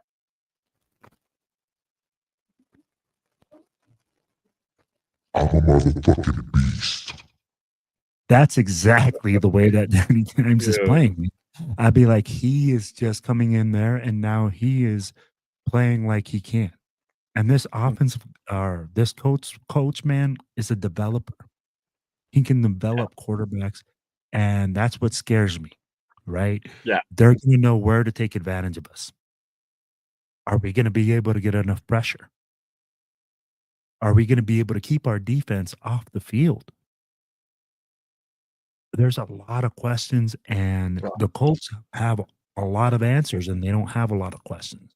So that's why I'm looking at it like that, man. yeah. Yeah, for sure. Real quick shout out to my guy Predator. He says both my brothers rocking this fucking podcast. Yes, sir. Appreciate you, Yes, my sir. guy, with the $2 holla. Salute to you, my guy.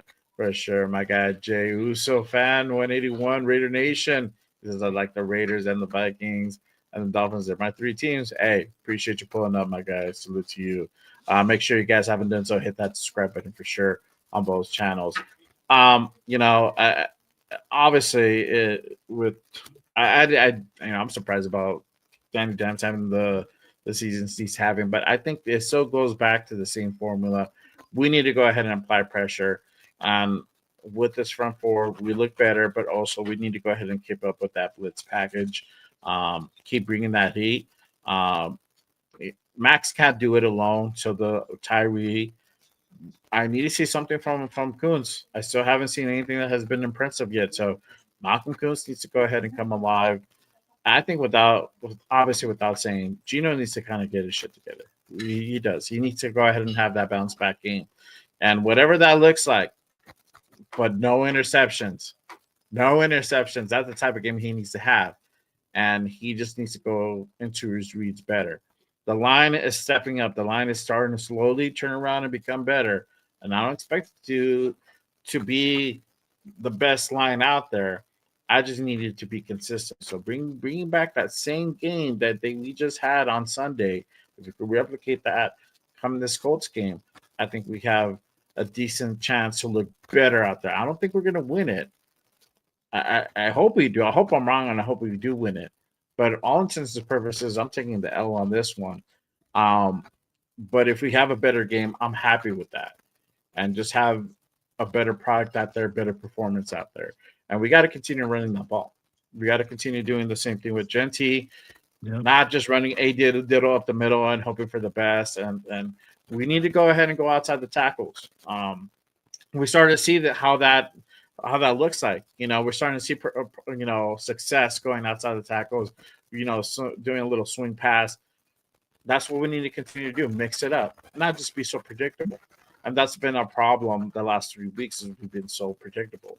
So we're finally starting to change it up. And that's all. That's all. And Pete said it earlier.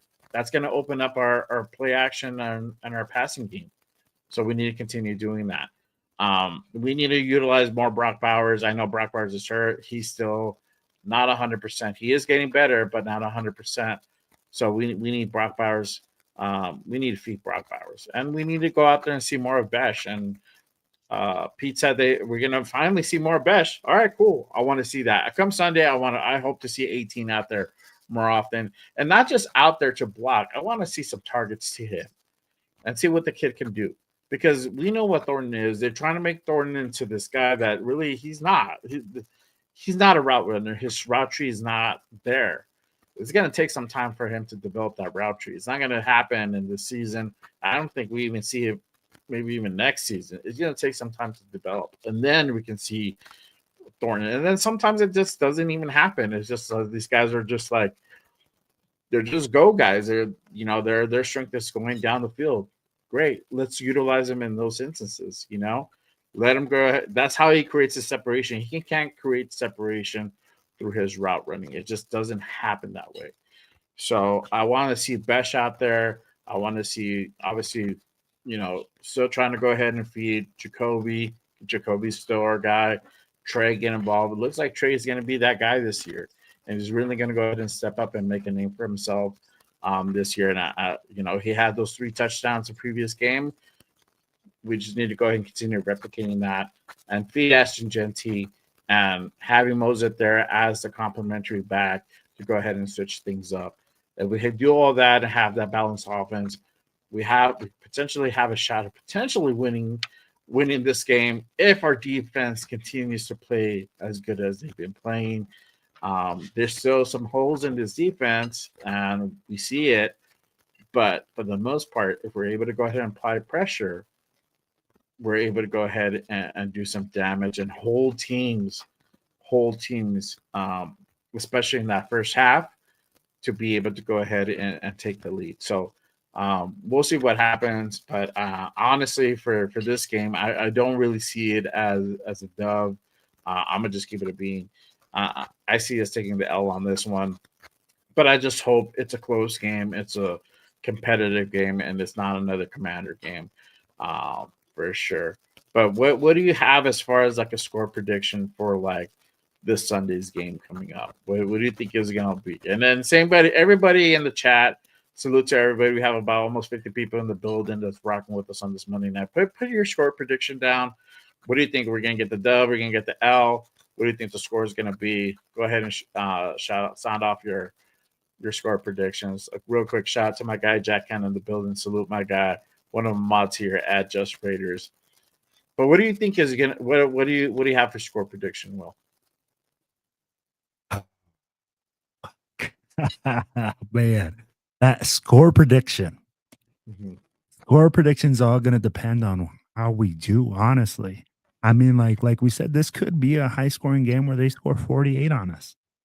If we take the same route that we did with these guys.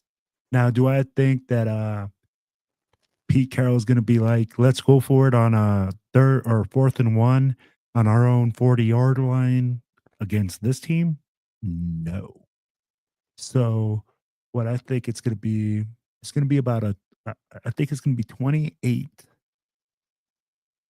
28-14, 28-21. That's where I think we're going to be at. But I'm going to change it up a little bit. This is what we need to do to get the win. I'm going to give you what we need to do to get the win, right? Oh, okay. So you give me your keys to victory. Okay. Oh, we have keys to victory. You, bro. I got keys to victory. I just went off my keys to victory. I should have put the banner up. I should have put it. Okay. There you go. Got a keys to victory. There you go. All right. We need to run the motherfucking football and then go down there and freaking get defensively fired the fuck up and down there and just kick some freaking ass. That's exactly what the keys to victory are in this game. There is no solution to this. Instead of going out there and playing some candy ass, sweet ass, freaking pussy ass football, we just need to play defensively aggressive. We need to go in there and know our limitations defensively, like you said. We need to run the ball, and we need to run the ball behind JPJ and stop fucking playing some shit. That's about it, brother. That's our keys to victory. There you go. There you go. That's what's up. That's what's up. I'm gonna go with score predictions. My score prediction, I think is gonna be like 31 to 24 Colts. I don't see us taking the dove on this one. But going down, what's that? 7. That's cool. Lose by a touchdown. That's okay. Put up 24. That's okay. We'll break 20. I'm okay with that. If we can have 0 interceptions, that's cool too. I would love that because that's where we're getting Geno's fucking mind right. And it's hard to tell a guy who just lost, hey, you had a pretty good game. If you played, the dub is what you're looking for. But I want to see a bounce back game from Geno. You never know. I mean, look, Indy just lost to the Rams the other day. So they're on a losing streak. We're on a losing streak too. So anything's possible on any given Sunday. You already know, as the saying goes. But I honestly don't think we can go ahead and get the dub. Now, if we do go out and win this, it's going to be another close game. It could be, honestly, a 27-24 victory. It could be potentially that. We'll see. I don't know. But I honestly think we're probably going to get the L for this one. I'm looking towards the following week versus the Titans to go ahead and get that bounce back win. But if we can go ahead and steal one from Indy, that'd be great. That'd be great. But it's going to be a rough game for sure. It's going to be a rough game for sure. I just want everybody to go ahead and get their shit together. Geno needs to get his shit together, particularly, and do what you do best, bro. Play fucking football. Be a quarterback, dog. I want to see the Geno from like fucking 2021, bro. Come on. I agree. You got it in you, bro. You got it in you. Okay. I don't want to say, next week, but like, we need to fucking we need to sit Geno. I don't. No. But I will. I have to. If we have another shit game where we have like 3-4 interceptions, hey man, sorry. You're just not doing your job. You're not cutting yet. You need to sit your ass down. But as of right now, I feel that Geno's still the best option for us out there. I feel that Cheap is finally getting his shit together. We're starting to see better play calling. Pete's something else. Pete's gonna go. Pete's loyal. Pete's a ride or die. I'm gonna go down with the ship. I don't give a damn. I'm gonna defend my guys. I'm gonna go with my decisions. Yada yada yada, and it's all good. But at some point, we need to come to reality, bro. And there's certain things JPJ needs to continue being out there in that offensive line. It's facts. Yep. There's a far better performance with JPJ out there. He brings that physicality to the team. But if not, man, I don't know. I don't see. It doesn't look good for Geno out here if he doesn't turn it around for sure. And Raider Nation's gonna let him know, 100%. This is my overreaction. Not a big overreaction, but because I'm still keeping faith. I have the faith, damn it, that he can go ahead and turn it around. I have the faith. We're gonna turn it around. I'm telling you right now. We're gonna turn it around, baby. Raider Nation, lock in this weekend. Around. We are gonna get it, bro. We gotta stay locked in, Raider Nation, because if you don't stay excited for the games, man, then hey, what are we here for? There you go. Shout out to my guy, Big Luck. He says 28-17 Colts. There you go. Alpha says 24-20. Is that Raiders or Colts? I don't know, bro. Israel says 20-17 Raiders. Let's see here. There was one more that I missed. Oh, that was it. Okay. All right. So let us. Oh, Pred says, yeah, Raider. Well, I was cool, but I still $1 Bob. Shout out to my guy Jack. Yes, sir. Hit those likes, Nation, for sure on both channels. Salute to my guy Arnie in the building. Salute, my guy. Appreciate you pulling up. Shout out to my guy, the Raider Rundown in the building. Salute, my guy. Appreciate you pulling up and tapping in. My guy, my co-host on Good Morning Raiders. They had a fire show with Cheeto and State of the Union earlier today. Make sure you guys go ahead and run that one back for sure. Arnie with the question, my dog, you should have been here earlier. It says, what is your confidence level in Geno in home games compared to? I don't have confidence level in Geno right now. Honestly, that doesn't mean shit anymore. He was Mr. He balls out at the and like indoors and in domes. It don't matter now, bro. 2 straight losses at home. No, it don't matter. It don't matter. Yep. Shout out to my guy Gio with hold on, bro. I gotta go ahead and do it right. Yes, sir. Yes, sir. Yes, sir. Yes, sir. Alpha also with all right. I'll take Arnie one more question, bro. We're about to go ahead and head on out in just a bit. How does our offensive line look without Miller, who replaces him? You got to run it back, bro. But we say it's Charles Grant. But it probably won't be it. It's probably going to be Forsythe, knowing our luck. Oh my gosh. Man, on that fact, I just, I want to thank you, man, for bringing me on. I really do appreciate it, bro. It's been a great time. Yes, sir. I appreciate you, man. It was a great show. I knew it was gonna be a great show, man. Shit, we've been on for like 2.5 hours. Salute to everybody. We had about like 50 in the building. We have still 40 strong rocking with us on YouTube and Twitter. Salute to everyone. We appreciate y'all, man. Yeah. Again, make sure you guys go ahead and hit that like and subscribe button on both channels. It does go a long way to go ahead and support the show. If you guys are on X, make sure you guys head on over to YouTube and hit that subscribe button on your boy Jay Raider and also on my guy Raider Will. Silver and Black Radio Podcast. Let them know where they can find you at. Let them know your socials. Let them know what you have going on. So that way they can go ahead and tap in, brother. All right, man. So I'm part of the Silver and Black Radio Podcast.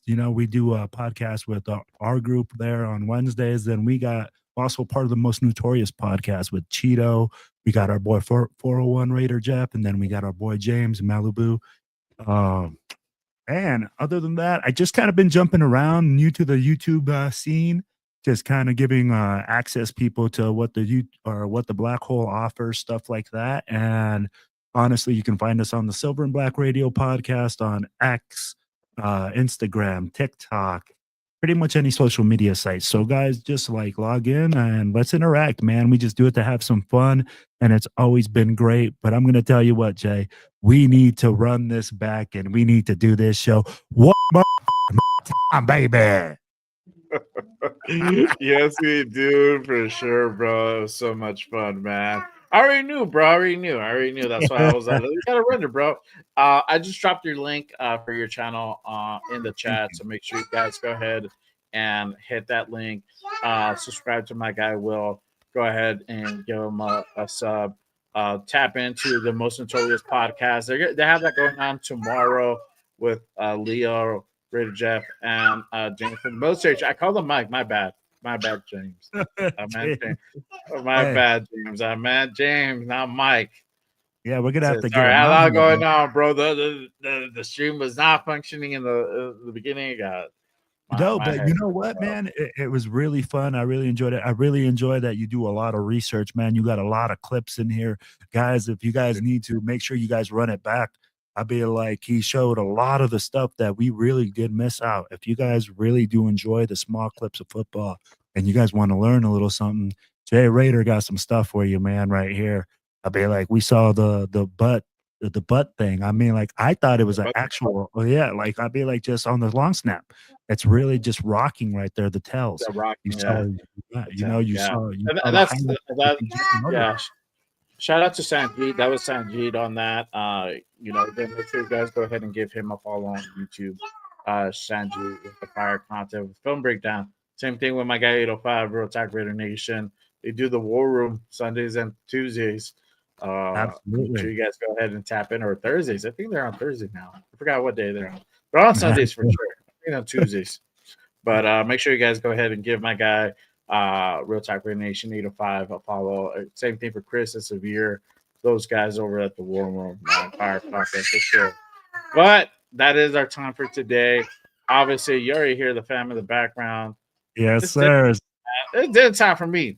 It's dinner time for me. But hey, love, appreciate every single one of you guys. Thank you for tapping in and rocking with us on this Monday night. I hope you guys are enjoying the game. And then I'm glad you guys go ahead and rock with me. As usual, make sure you guys go ahead and tap in to the shows this week. I got the Raider Connection with my guys, Leo, Hollywood Raider Jeff, and LB Raider 10, my guy Nate. Hollywood! 7 p.m. on Wednesday, every damn Wednesday at 7 p.m. Pacific. Make sure you guys pull up for that one. And this Saturday, Good Morning Raiders, 10 a.m. Pacific on the West Coast. Yes, my guy was in here right now. We got a special guest lined up for this Saturday. We're going to bring in none other than our guy 805 in the building. He's going to run it back with all three of us this time. So I had 805 in the beginning when I first started that show. We had to run it back with myself and Rundown. So do it. We did it with Leo last week, and it was a fire. I saw, bro. I was locked in. It sucked, bro. I had to leave. I had the UNM game. I had the college game I had to go to. So I had to cut it a little bit short. But we still rocked it for like an hour and a half, bro. It was fire. Oh, bro. You guys bro. You keep creating fire content, bro. I love the way you're networking with everybody, and just like, that's what it's all about. Just networking, having fun, and we really do enjoy y'all locking in, man. And we appreciate the support. I see Israel. I see Predator. I see all these guys on here just jumping on. And y'all, hey, I hope I'm able to run it back with you. And I'm like, maybe we'll see what happens. We're going to do it. We're going to do this thing. We're going to do this next Monday? We're going to do this thing on Sunday. We're going to go ahead and do the post game. I'll bring you on, brother. I'm fair warning. Hey. Like, excuse me if I'm like, I'm pretty chill. Bro. If I'm pissed, it's because the fucking Raiders lost, and I gotta do therapy session with the nation and just air out my shit. And sometimes it's pretty, sometimes it's not so pretty. I'm sorry, that's how it comes out this time. But hey, at the end of the day, I want to go ahead and just bring in all the content creators together, the nation together. We're one nation. That's all about. Yes, I'm not trying to have everybody divided. So, I try to work with everybody and much love to everybody. That's all. But salute to you guys, my guy Gio. He's already with the Raiders. Y'all already know. Same thing. My guy Jack with the Raiders. That's what's up. Appreciate you guys. We'll see you guys next time. That is our time for today. Again, make sure you guys hit that like and subscribe button on the channels. But until next time, you nation, we'll see y'all. Hey, stay locked in, motherfuckers. Stay locked in. Yes, sir. Raiders. Peace, y'all. One. There you go. That's what's up. You already heard it. Let's know.